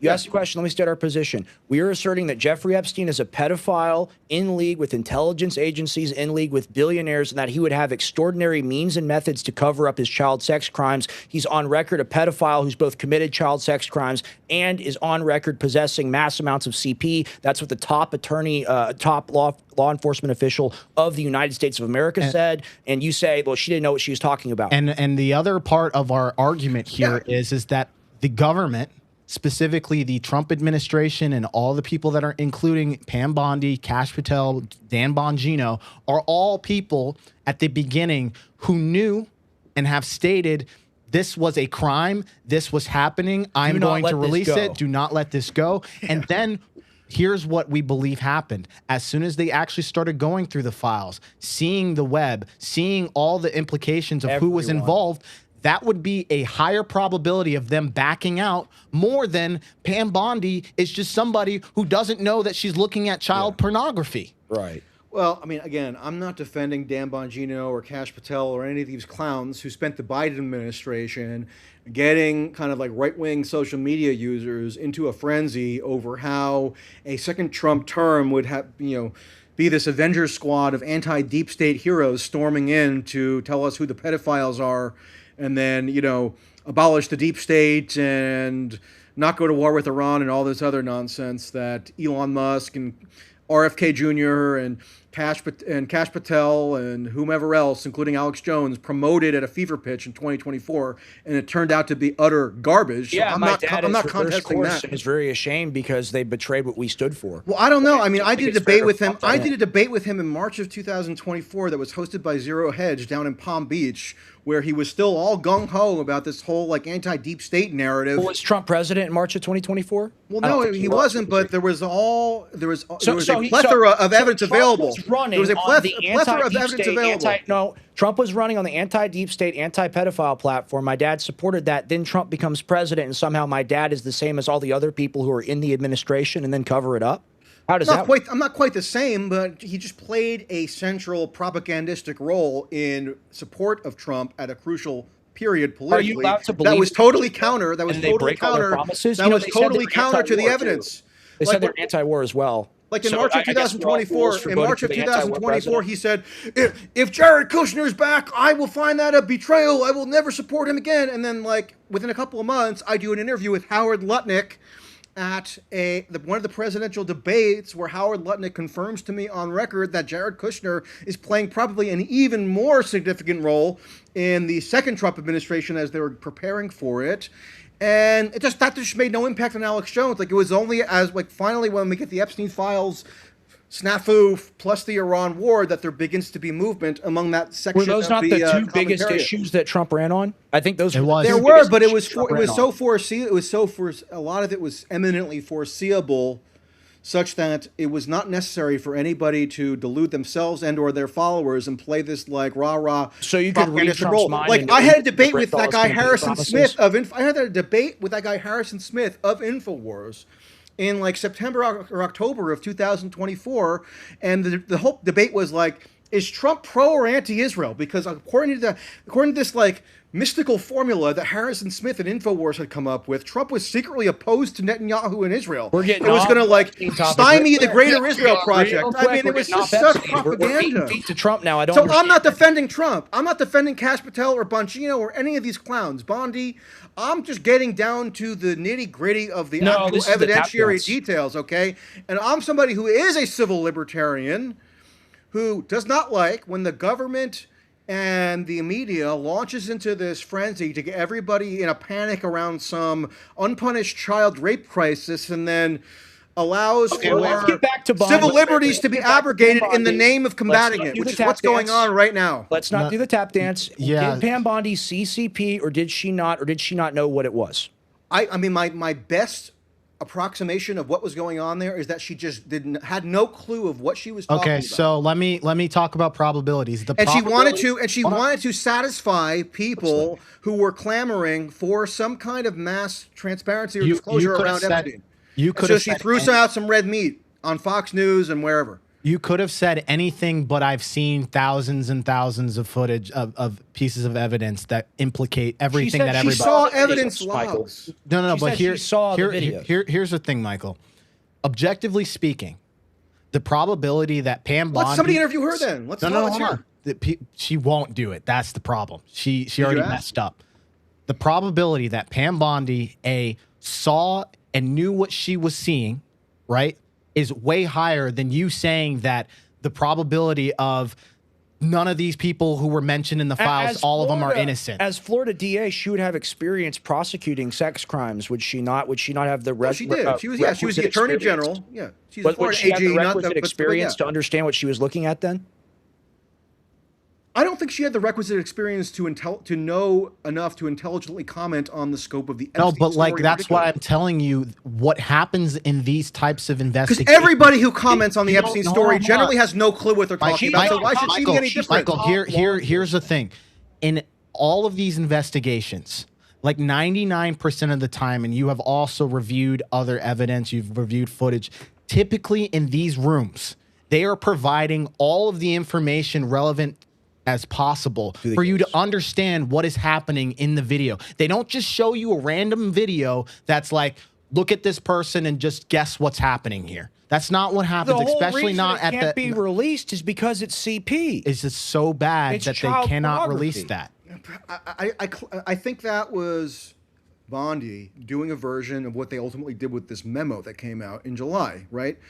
July of 2025. Now we're on Bondi the made these top. statements earlier The tap in dance. 2025. It's not a tap dance. It is a tap dance. No, She's you're asking me on why would video. Pandy say? Michael, Why would she's Pam on Bondi say video something like saying this? She has thousands of hours of child porn owned by Jeffrey Epstein, and suddenly he's not a pedophile. And then you can't answer to that. Instead, you just say, well, she doesn't know what she's looking at. That's my give a answer. crap I don't about think the she knew with any precision what she was being told existed in No, the no, evidence she's being file. told Hold on, what hold she on. saw. She What- said she saw it. I think she said that she saw an evidence log of some kind. Not She that saw she sat video. for hours. We so you think play she's the tape. so she sat for hours and watched every video? Wes, can you do us a favor? Yeah, real play quick? it. Play it. Play it. I don't. Let the it, tape. can you please find the video? You can search on Grok. Tell him to find on X, find the video of Pam Bondi saying that she has all of the footage and evidence, and that Thousands she's of seen hours. that she's seen on it her desk. on her desk. And I don't know that she said that she sat there and watched every video. Separate occasions. 2 videos. I have the files on my desk, and then she says we can't release it because it's all CP, thousands of Right, hours. but I don't of know it. that. But Vicious did she monster say that Jeffrey she Epstein. personally sat through and watched every pornographic video? Yes. I don't think so. No, dude. All right, Oh my semantics. lord. It's all semantics. It's not the semantics tactics. because she does. It's the Clearly, tactics, she's Michael. referencing. It's not a. I mean, if you. What am I You're tap doing dancing the- around? You're doing Dude, tango. What reason would I have to tap dance? Why would I expose? Why would I come on this show and then just do a tap dance and You're the trying to be lead evasive? Epstein apologist. You're known I've for never, Epstein I never apologetics. apologized It's what for you him do. at all. I'm an apologist for civil liberties, which have been massively You're an apologist eroded for Jeffrey as a Epstein. result of the hysteria that has been fomented around Jeffrey Okay. Epstein. It's But not you because I have do- some pre-existing desire to defend him per se, Michael, you as do though I had a underst- personal relationship with the guy. It's because of the political and legal consequences of Don't this have to have a frenzy that's been personal on this. relationship to do apologetics. Wait, but Michael, you do understand that you're in front of thousands of people right now, and you haven't at any point in this said, "Well, it is possible that these things have happened." The only thing I have heard you, the only thing that I have heard you say up till now is that it is basically almost a 0% chance that there was an Epstein trafficking ring, that he wasn't. Yeah, part because of you know why? We something. now have millions of there is more evidence and information out in the public domain having to do with Jeffrey Epstein than perhaps any other person who has ever existed. And you guys are still There are willing more to redactions you than guys any are still case willing that's you ever guys are existed. still perfectly content to remain comfortably ensconced in this realm of just pure speculation and conjecture. Meaning you don't feel you're wait, obliged. conjecture. You don't feel you're obliged to You're the produce any king evidence. of it. You don't feel you're obliged to produce any evidence. I don't know why. You're asking us, and you're So you telling can us that- slam people as child sex criminals by association He is without a any pedophile. evidence.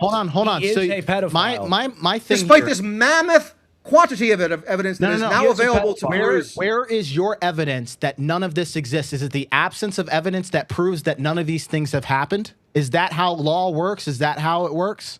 Well, you know how law works? A law works is if somebody gets accused of a crime, the burden is then on the accuser to substantiate the crime. Yeah, and OJ's. You glove- guys feel as you have, as OJ's if you have no glove- real burden at OJ all Simpson to quit. substantiate some of the most grotesque crimes that anybody no. can ever be accused of doing, And which is OJ committing rampant child sex hold on. criminality. You say there's the most evidence that like out available for everyone to see that there isn't this giant trafficking ring. Name somebody else who has Isn't it more also evidence available true? on them. Michael, isn't it also true there's the most redactions out of any case anyone's ever seen when it comes to this? Why is everything obfuscated? Why is it all hidden? Not everything, too much. I agree that it was a haphazard, shoddy process. Okay, What's But the motivation behind that? Is it all- is it all just I simply explained proof? it. I explained it about an hour ago. At this point, were you listening? It's because the We'll be lawyers.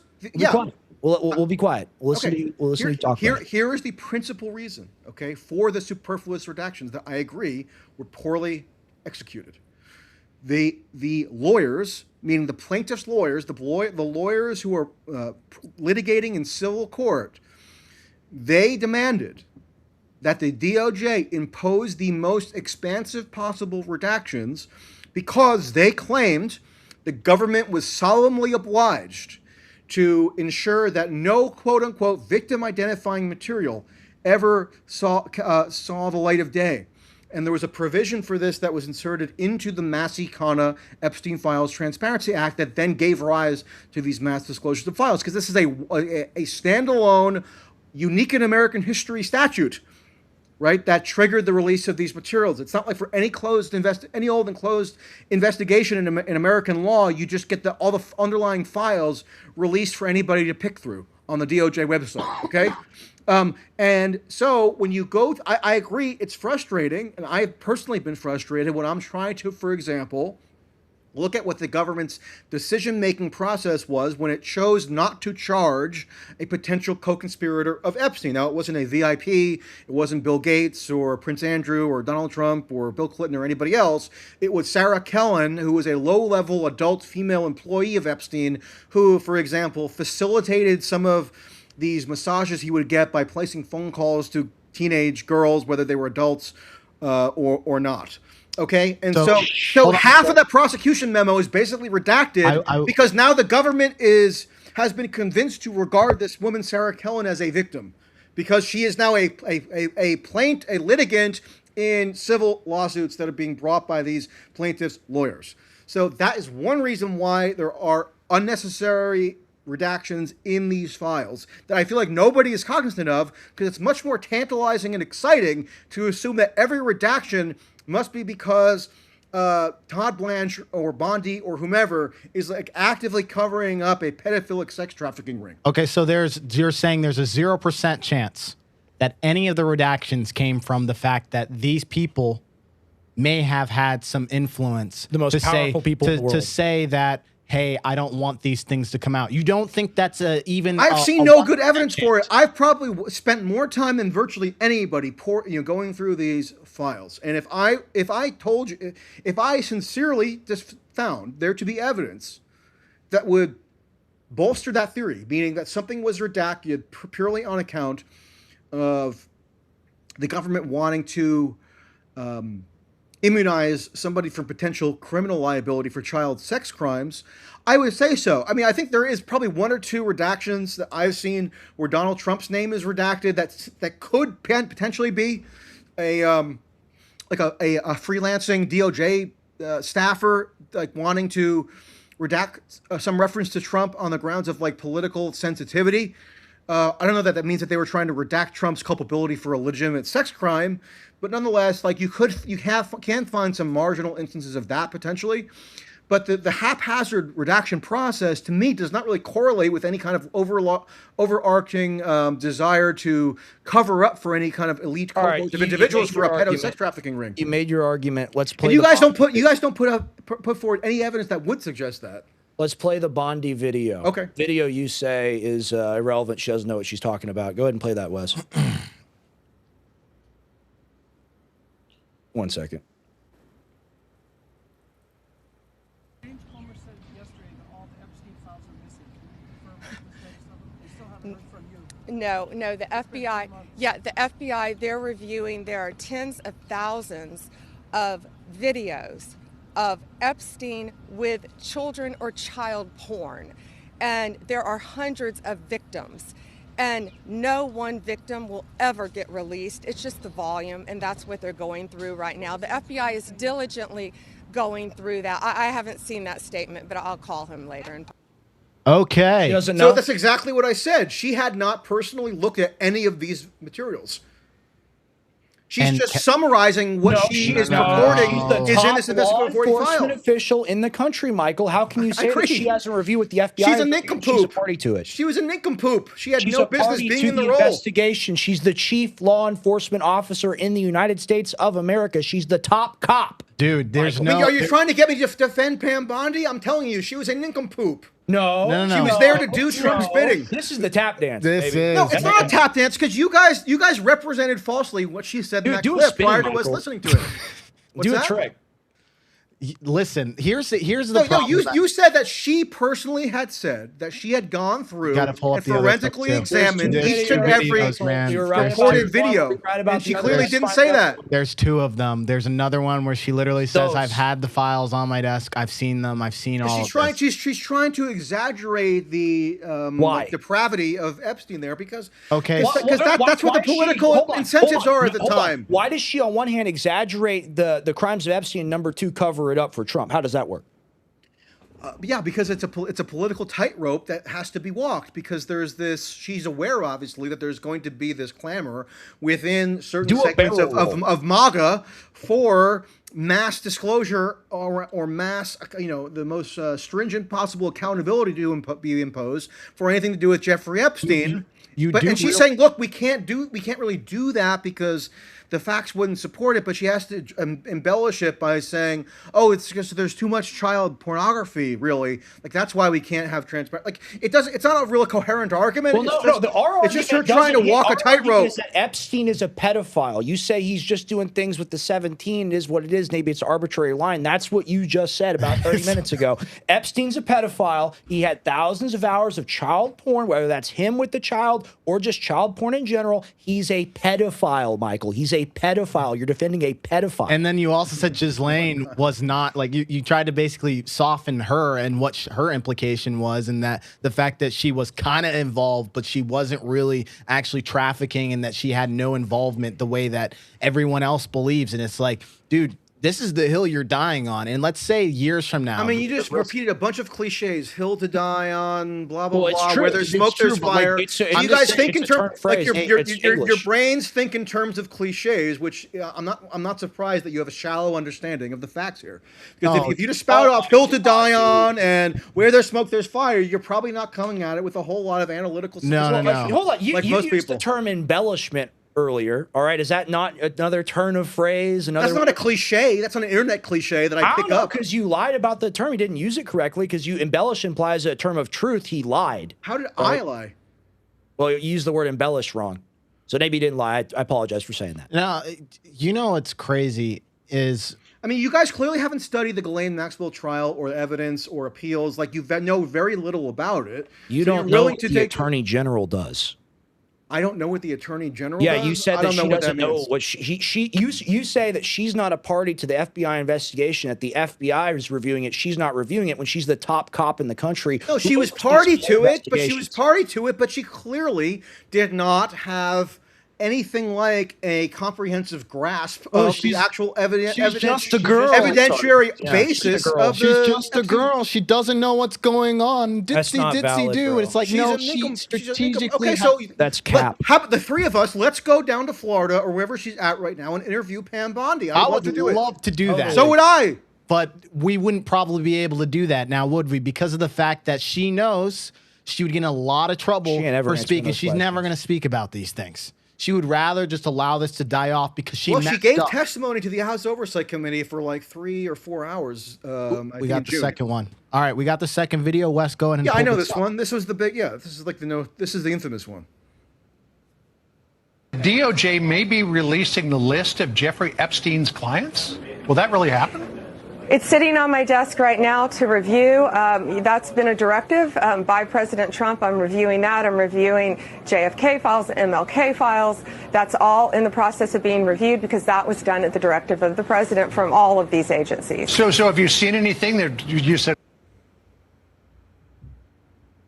Yeah, so if she knew what the hell she was talking about, perhaps she wouldn't have given credence to the idea that there was ever a, quote, client list to begin with. What about Cash? That was a Patel? figment of Elon Musk's imagination that he put out on X and got everybody worked into a Are the lather over the videos existence of figments some of the imagination? non-existent client list. Is there child So porn that's to Jeffrey perfect Epstein? evidence that she really did have no clue what she was talking about and was just humoring the question. I'm All sorry. right. All right, so let's have a conclusion to this. I want to give you, 5 minutes to give your piece on like just your opinion on our argument. I'm sure you think it's a dog duty or whatever. We believe the same about what you've said. So just go ahead and state your position. We'll state ours. We appreciate you coming on. We'd love to have you back. Yeah, I mean, I don't fully grasp what your argument even is. I mean, it seems like your argument is just an extension of what I've been calling the ambient folklore around Epstein that's been allowed to proliferate without serious challenge for many years now, reached a fever pitch in February of this year following the mass release of the Epstein files, quote unquote, where people just latched on to any snippet of an email or half of a memo or an image. And because they just took for granted that there must have been some sort of large-scale child sex trafficking operation in which prominent individuals were ensnared by Epstein at the direction of some intelligence agency so he could blackmail them and then pull the strings of like U.S. foreign policy or whatever. That whole kind of vague theory was just taken as a given as true, even though there's really no credible evidence supporting it still. And I have to reiterate that we have now more evidence on Jeffrey Epstein, on the life and times of Jeffrey Epstein, for better or worse, than we have about virtually any other person who's ever lived. I mean, try to find somebody, even a historical figure, Okay. For whom that there is more voluminous information on their personal dealings on, and for there's still not to be any real credible evidence that goes to this larger theory that you guys seem to still be propounding. No, we just I think is really indicative of the epistemologically warped territory that this whole thing is entered into. And epistemology it's difficult to get anybody out of worldview. We gave justification for our worldview. We believe he's a pedophile that had extraordinary means and measures in order to cover up his crimes, that he's implicated with the top people around the globe in finance, politics, and every other field. And there's just as much ambiguity in what you're saying, where you're using like this plausible deniability, where it doesn't. There's nothing that says it, so then it doesn't exist at all, and you're. Or there's no evidence. There's no evidence for the thing. You're not leaving any ability for there to be any nuance that it could be a strong. I mean, if you guys could show me evidence of a globe-spanning pedophilic sex trafficking ring, then I would have to concede to that evidence. But you can't present anything. There is a high probability that the reason why we don't get that evidence is because of the fact of whose names and the people that are associated with. It's not about you. Your perspective is, oh, well, the name drop will mean that this person's life is going to be ruined. On the other side of that coin, the real possibility also exists. These can exist in the same room, that these people are also did do the crimes and they don't want those things released. Now, the reason why you can say that exists is because if there was nothing to hide, the government would not have spent so much time doing all of these, jumping through hoops and lying. And there's evidence to show inconsistencies in the government can't be honest. The government can't be honest with the public about the reality of the Epstein story. And why is that? Which is approximately the following. About 95% of what the public has been led to believe about Jeffrey Epstein in terms of the scale and severity of his wrongdoing is basically just a ruse. It's not tethered to reality. But nobody can say that, because then what happens? You get accused of defending pedophiles, doing apologia for pedophiles. Maybe your argument works if you admit that he's a pedophile and him and Ghislaine were actively involved in, child trafficking to themselves, which is what Ghislaine Maxwell is in prison for, right? But that's not solely the case. No, I don't admit that, but that's what people have come to believe, Wait, which is why there's such hysteria. For example, did you guys know that this year there were mass cancellations? There were mass cancellations of school picture days. Do you think in Texas and elsewhere? Because parents became convinced that their child's school photographs were being funneled into a giant pedophile database. Let's take the argument of total this hysteria, sex trafficking ring, and that there's other people. Do you believe? This is a yes or no question. Do you believe that Epstein and or Ghislaine Maxwell were responsible for any circumstances surrounding child pedophilia or anything sexual assault related according to minors? Do you believe that that has occurred? For pedophilia, no. For some time untoward sexual activity that may or may not have involved a minor, she's 14. More What's possible. The big deal? I mean, if Virginia Roberts Gouffet was technically 17 when she had sex with Jeffrey Epstein for the first time, assuming that's true, then yeah, that could be something untoward. Find that to be disgusting, right? I don't really. You think I care at this point? I guess not. People are in a total hysterical craze about this issue. They're impossible to reason with. And she's not the only girl, by the way. There are several other eyewitnesses. It's fine to date. There are other. It's plausible that the 14-year-old who precipitated the initial Palm Beach police investigation and who was told by an older girl to lie and say that she was 18. I'm not saying that justifies anything. That's just what the facts happen to be, as best we can establish them. Is that there was some measure of sexual activity, not full-blown intercourse or anything, with Epstein on the one time that she went to the house. So do I concede that happened? Yeah, I think the evidence suggests that something to that effect did in fact happen. But that has nothing to do with a large-scale pedophilic trafficking ring. Once you turn 18, I think you understand you're not supposed to have relations with minors because you're no longer a minor. Why did it take Epstein decades? Why is he, a 50, 60-year-old man having these relations with minors? Well, I think there's a lot of evidence. Because he had this whole ideology. he had this whole bizarre ideology around getting constant massages from younger women, and he had people bringing to the Palm Beach house.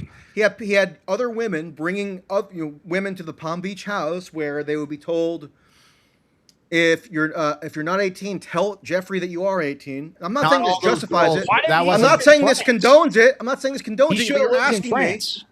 Yeah, maybe he should have. No, he actually knew the age of some of these girls. Or he should have lived in Texas where it's 17, or he should have lived in Massachusetts where it's younger. Well, you just said 14-year-old, bro. Like, Yeah, no, that right, one would have which been is- that one would have been illegal in any state. There's no question. Okay, so then he is he's a pedophile. It I mean, doesn't I matter don't know. if you knew If he had the frame of mind where the girl, if the girl girl's 14. says that she's 18, right? No. Oh wow, you're 18. That's crazy. I mean, you're talking about a freshman in high school or an And eighth grader. and we all know what a 14-year-old looks like versus an 18-year-old. Huge distinction visually. There was definitely skeevy behavior. Okay, I just Uh-oh. But there's just no Not even good fully evidence that developed. Epstein was fundamentally motivated by some depraved pedophilic impulse. Because you know why? Once he was investigated and starting in 2005 for these potentially dodgy interactions that he had with girls who might have told him that they were 18 but were in fact not, he ceased any further activity with anybody. There was not even another allegation that he did anything sexually illicit with anybody under age 18 from 2005 onwards. And meanwhile, we're told that anybody who emailed Jeffrey Epstein in like 2013 or 2017 is, for that reason alone, implicated in some kind That's of not our moral, claim. That's not our claim. That's other people's turpitude claim. such What our that they claim- need to be I banished from repeat society, our whether they're claim Noam again. Chomsky or Steve Jeffrey Bannon. Epstein had extraordinary means and methods as both a near billionaire, as both an intelligence asset, as both someone, as you admit it, an elite networker, to hide these crimes, to implicate other people in these crimes as a means of influence brokering, power brokering. We don't have to say that everyone in the files is a pedophile. Epstein is a pedophile, and by nature of working with all these elites, he has the high potential to implicate them in the things that he enjoys doing. Yeah, I don't agree with that. I mean, I don't. Have you ever heard of Occam's razor? I mean, he had. Yeah. Okay, No, I've never heard of it. Please explain it to me for the first time. I'm just saying, like you. Okay, explain here's to an me what you Occam's think razor it is. for you. Would somebody who is just like a chronic pedophile who can't contain their pedophilic impulses such that they're just a pedophilic predator, I mean, would they have had an adult girlfriend for like 10 years, Karina Shuliak, who was Epstein's final girlfriend, who Ever heard was of like a in her beard? late 20s? What's that? Ever heard of a beard? You know, a gay man that'll get married to a woman so that people don't think he's Oh, gay. so she was a beard. So she stayed with him for 10 I just years gave as you- a I beard. just No, gave you a- I just gave you a also reason, so. people have weird ass fetishes where they will still have whatever partner, Right. and they could both be interested in other dark shit. Like you Totally can, true. you I can don't do know. both things. I've talked to a lot of people now who knew Jeffrey Epstein in some capacity who have no reason to lie to me privately, okay? Because there's just no conceivable reason why they would do that.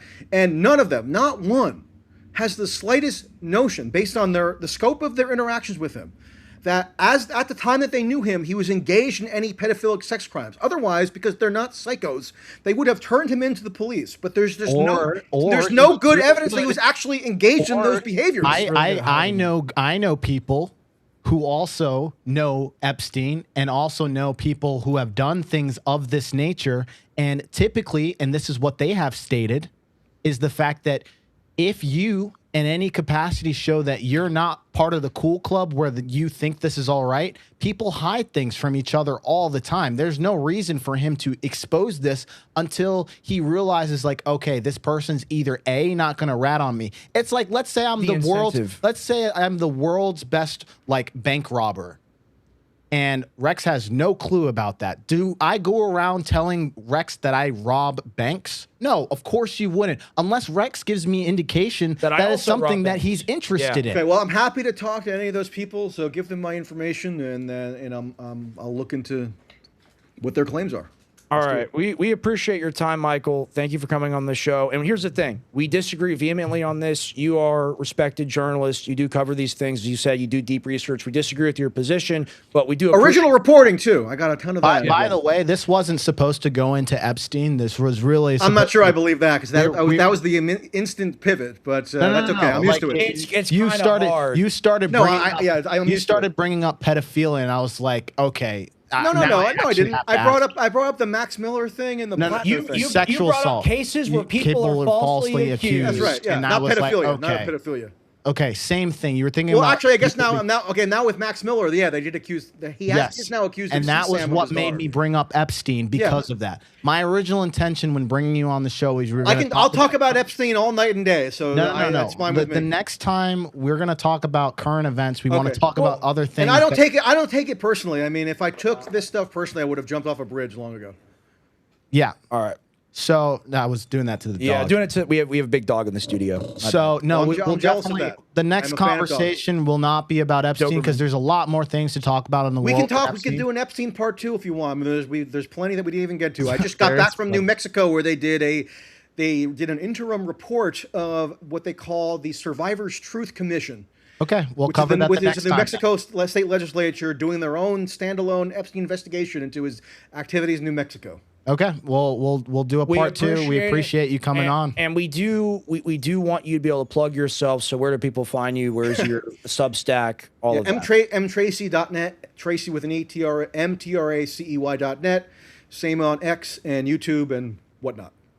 Okay, thank you. We appreciate you coming on the show. All man. right, no problem, guys. Take care. Thank you. Take care. So that is the position of the Epstein apologist, the lead Epstein apologist in the entire world, Michael. You guys are wild in the chat. I was trying not to laugh. Half the time I was laughing at the chat. Hey, I stopped smoking weed 6 days ago. If we can do this off 6 days sober, I mean, the sky's the limit, bro. Because like that's completely indefensible, in my opinion. I don't even know where to start, man. Like that is not a hill that I would ever be willing to die on. Like it's fine if you want to be an absolutist in terms of like evidence and crime and justification. But the thing is that the Pam Bondi evidence of her being the top law enforcement official in the country and being privy to that FBI investigation, and then him saying, she does not privy to that information, I was she doesn't know. Dude, that's crazy. It's either she's lying or she's wrong. It's not that she doesn't know, right? So he can't say she's wrong and he can't say she's lying. So she has to say that she's a retard. Yeah. Which is just, she's the top law enforcement official in the country. She's prosecuted probably dozens, if not hundreds of pedophiles as the AG for Florida. Yeah. And it's just, wow. It's I gotta read the super chats real quick. Mosh Mary, huge. Thank you. We appreciate. We were trying to hold the line. We didn't want the Epstein files to die. You know? No backward step. Yeah. Yeah. Honey Badger, yo, check this guy's hard drive. No, all right, come on. We appreciate having him on. We appreciate having him on. We appreciate having Michael Tracey on. All right. He has his opinion. We have our opinion. All right. This is talk radio. You guys are ruthless. Yeah. All right. And then we got Honey Badger. This is better for Honey Badger. Proud of you for bouncing back here. Okay. And the feds never gave the state their findings. Yeah, the feds were trying not to. And then when they did hand over those files to the state, they were heavily redacted. And we were like, what is this? What are we supposed to do with this? Dude, Shoddy want a thug, I guess. You know, like Epstein's like, well, wow, you're 18. That's crazy. I don't know. I've had, you have sisters, right? I have 5. Yeah, you have 5 sisters. 4, I have sorry. 3 sisters, right? Yeah. So when my sister is 14, I'm thinking about Georgia right now. She's a little kid. Oh, no, Rex, you can't tell that she's 14 and that. Wow, clearly she's 18. old. Wow, you really sure have grown up. Wow, bro. I don't know about you. I know what I looked like when I was 14. We certainly didn't have any facial hair. We got to have another great battle with him. That was good TV. That was solid TV. That was solid TV for you guys. I didn't know what to expect. Hey, Keaton, if you're watching, Kid, if you're watching, that was fun, man. That was fun to do. We're definitely going to have him back on. Here's the thing. I did want to get into Trump, but that is a guy that will talk for 4 hours straight. Yeah. Right. I didn't even want to get into Epstein like that. I was like, all right, we're going to talk about some other things. But then he started going into sexual assault and the fact that people are falsely incriminated. And I'm like, hold on. Now I got to ask you the question. I really think it is. Like me and you, we come from big families, right? Like our parents had like an above replacement level of children. Right? So like you got 4, you said 4 sisters or 5? Yeah, 4. You have 4 sisters. I have 3 sisters. Like how many children does your family have in total? Right? Like 5, including me. 5. So my dad has 4 kids, right? We know what a freaking child looks like, man. A little girl. I have 8, 9 nieces and nephews. Dude. I know what a kid looks like. Dude. Everyone knows what a kid looks like. Here's the biggest problem that I had with most of the argument. It was like, well, lack of evidence equals there is no truth to anything that has been covered, even though whatever evidence was provided had enough to say like, okay, well, there's something here, right? Right. He didn't say at any point in that conversation that the Epstein files were fake. He never said that the emails were fake. He just pointed to the fact There's that, not enough context. there's not enough. Yeah, he said there's not enough context for me to see, and I haven't seen any of the videos. But then it's like, how do you explain the pictures? Like Prince Andrew's literally standing over a. But she's 17, so who cares? Because it's legal somehow. Crazy. Dude, well, the thing is here's the thing. Even if she is 17, right? Even if it is legal or whatever. Was she 17 in the photo though? Which is still disgusting. All right, I'm just granting that for the sake of argument. Is that not something that Jeffrey Epstein could hold over Prince Andrew as a means of power and coercion and control? All right, I don't want to argue it because he's not here anymore. Well, that's the whole reason why I said, do you know what Occam's razor is? And I'm going to read this for everybody because it has. Dude, you were saying some shit that I know got under his skin big time. What? Which part? Well, just some language. Oh well, yeah, no, I purposely I said let me educate you, and that pissed him off. My bad. Okay, so Occam's razor is basically saying the simplest explanation is usually the best. If you have two competing theories to explain an event, you should choose the one that has the fewest assumptions. It's called the law of parsimony. I like Talon's razor, which is never a tribute to malevolence, but can be attributed to ignorance. And I gotta say, he's just got to be ignorant as hell, or else he's trying to like work on covering it up. Because I don't understand how you can look at the mountain of tape. Literally, that Bondi said. And this is why he tried to do the tap dance, tried to pivot to memos, tried to pivot to other officials, whatever. No, Pam Bondi said thousands of hours and tapes of Jeffrey Epstein, either with children or just child porn in general, but then Epstein's not a pedophile because she was 17. And then when the evidence is produced, he basically says, well, she doesn't know what she's talking about. She's stupid. First of all, for anybody to reach that level, you're right about the Rothschilds, by the way. The guy in the comment, it's hard when you're doing it live. What did he say? Well, Epstein bragged about being like the guy for the Rothschilds. Like one of the most powerful. Yep. You see what I'm saying? But he's a networker. Guys, just like you and your friends, right? Yeah. You're networking. You're and guys, we didn't prep anything. We just came into this, right? I've reviewed the files as well. I was Rex. playing Fortnite. I won a game of Fortnite. Right? That was a good omen. So, like, trying to come up with these things off the top of your head, just because you have flowing language and that your words are sophisticated, does not mean that there's. Does not mean that there's any real position that's being said there. It's just a lot of fluff, and we're not getting to the real root of whatever is being said here. It's crazy. He didn't like when you said your tap. That he was doing the tap dance, bro. You got to call him on doing the tap dance. I learned that from Sam Shamoon doing his Christian apology. And here's the thing: we can disagree with people, and I heavily disagree with him. I don't know the guy personally, so I can't say like I hate him or he's the worst guy ever. I don't hate him. But I don't. I think there's better things to be an apologetics for than the Epstein files. Well, the thing is, just like he comes on, he's like, I didn't realize we'd be talking about this. The thing is like this is his main thing. This is what he's known for. This is what he covers. This is what he does. So when you agree to have an interview, we're going to ask you about that.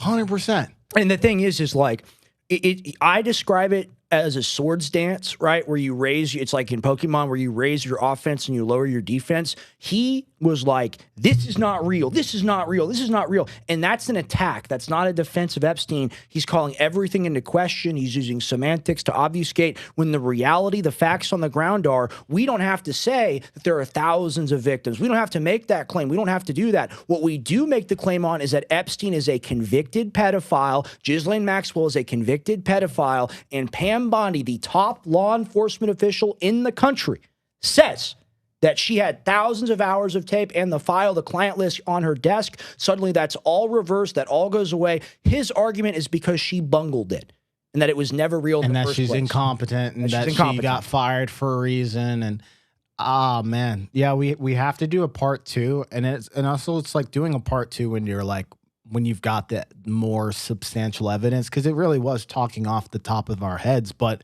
the fact is, all you need is one bit, man. That Bondi evidence shreds his entire argument. Right. And all I was just trying to say is, like, can you justify why the government would try so hard to lie and just cover up and do? And he admitted the fact that there were inconsistencies. I'm like, okay, well then, shouldn't Dude, it be he was like buffing himself. He was like trying to like give us status defects and stuff. Like he was using some real like he speaks high English. I will give him credit on that. Oh, he's like got an encyclopedia. I would say our dictionary is not bad. We're high English too, but he definitely got us beat in terms of like he knows a lot of words. Well, but the thing is, like he said, when you said where there's smoke, there's fire, he said, oh, that's just like rhetoric or whatever term. He said cliches. He's a cliche. That's not a cliche.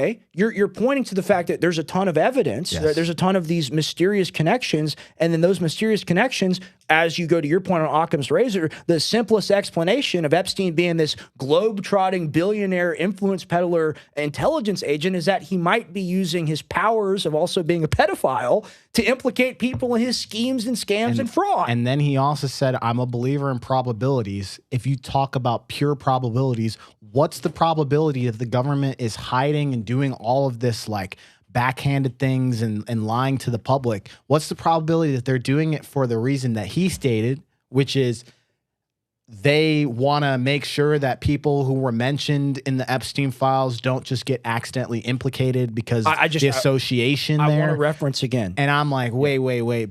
There's that probability is way lower than the fact that these people or some of these people really did do those things and they have a lot of power to basically exercise and say, you better not release these files. He's running around drinking metaphysical potions to increase his rhetorical power by saying, oh, I'm an expert, always appealing to authority. I've talked to XYZ. That means it's all good. We don't have to have that appeal to authority. We have the tape of Bondi proving he's a pedophile.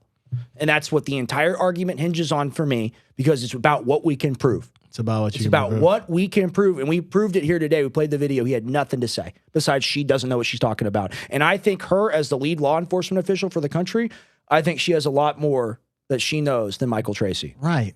So I think we're good. I think we're good there. That was an excellent episode. But here's what I will say.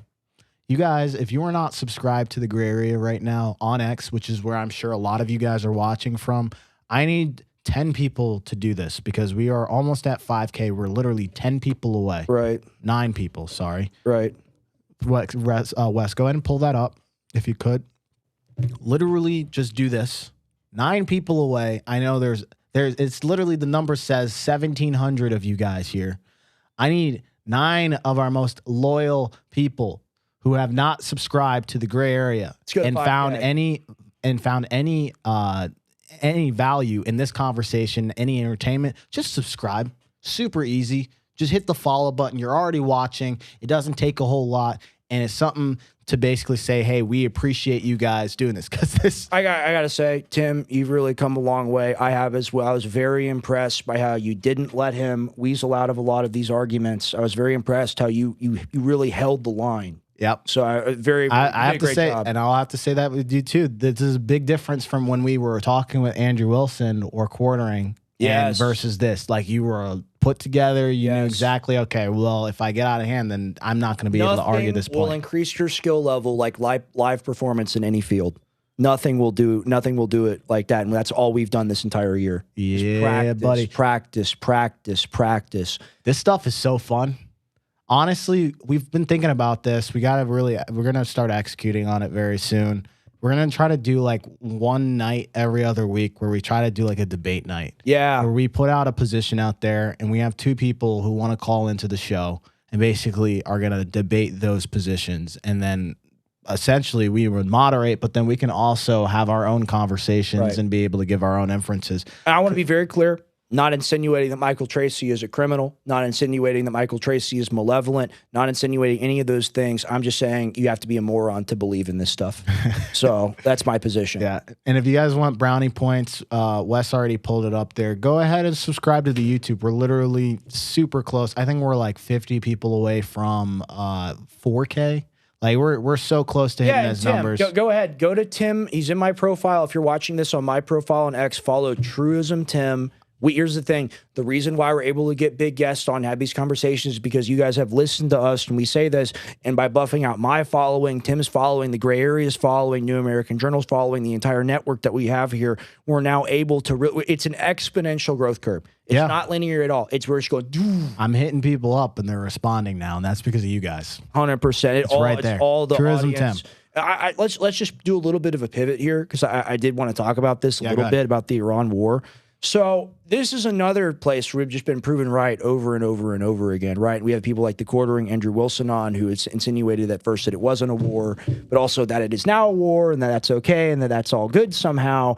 Here's the thing. We're going to have congruency on these over time. We're going to keep having these conversations. Oh, yeah. I was going to ask him. I said, well, let's say this comes out 10 years from now, that like all the evidence, even 5 years from now, is he willing to retract all the statements that he's made today as far as these things being true? You know, I don't know. Maybe he's just going to strongman and say, well, I technically was kind of right, but the implications of your, and I'm not gonna. Let's leave it there for today. Just say, I think in general, I think he's a well-educated guy. He's got interesting positions. We're gonna do a part 2 to this. He's got a brain for sure. Yeah, he does. Although I do want to do an episode where we're not talking about Epstein, so that way I can actually hear maybe some of the stories he is investigating and some of the work that he does, because he's not just only the Epstein apologetics. He definitely does a lot of other and things. the thing is, I think we'd have some agreement on some of the Trump stuff too. So I did kind of want to have that conversation, but I mean, this guy, he will talk. I watched his due dissidence thing today. Yeah, Keaton and Russell, you guys, I was walking in the spirit of Elijah with you guys. So like, seriously, like, that's what I had going on. Russell gave me the strength I needed to do that. So, because Russell didn't let up. So I had to honor Russell as a huge fan of due dissidence and not let up as well. I know Tim literally came in here cold. Yeah, I didn't watch anything. I never watched anything. I never saw any of his positions. This was just me naked in the wind, just seeing it out. Doing a good job, man. I think it's a good stream for today. All right, we appreciate you guys. Love doing this. Catch us this Sunday. Yeah. Sunday. This Sunday we've got a guest coming on. His name is I don't want to butcher it. Hopefully we got Brandon Weichert next weekend, and then we got Dylan, who I disagree with, but he is a on-the-ground journalist, was in Ukraine. Chris Burnett is coming on this Sunday. He's an investigative journalist. Really good. Really good guy, high level. Then we've got Dylan Burns next Thursday. He is a guy who's on the front lines of Ukraine. He just got back into America. Hit me up today, so want to get him on the show. This give us ain't the no latest. echo chamber. Yeah, ain't no echo chamber at all. I literally had Adam Green on Monday. At some point in September, I need to DM him again. I'm going to do a whole Christianity versus what he believes that it's all fake, do a huge 2-hour debate. Like, we're trying to make ourselves better here. And if you believe in your positions, then you challenge them. Yep. Period. 100%. That's what the whole point of the gray area is, not to just be black and white, man. Absolutely. All right. Well, look at us today in our shirts, huh? There we go. Yeah. Oh, man, you're a great guy. All right, guys, we love you so much. Appreciate it. 5 more people just subscribe. Oh, my God. we're like 5 people away from Come on, can we do it? Can we do it? Please? Tell your friends. Get somebody else who's on X. There's a ton of you guys in here right now. Come on, can we get to 5K? I think we earned it today. I think we earned it today. I think we earned it. I think we did a good job. All right, guys. Take care. Peace. Peace.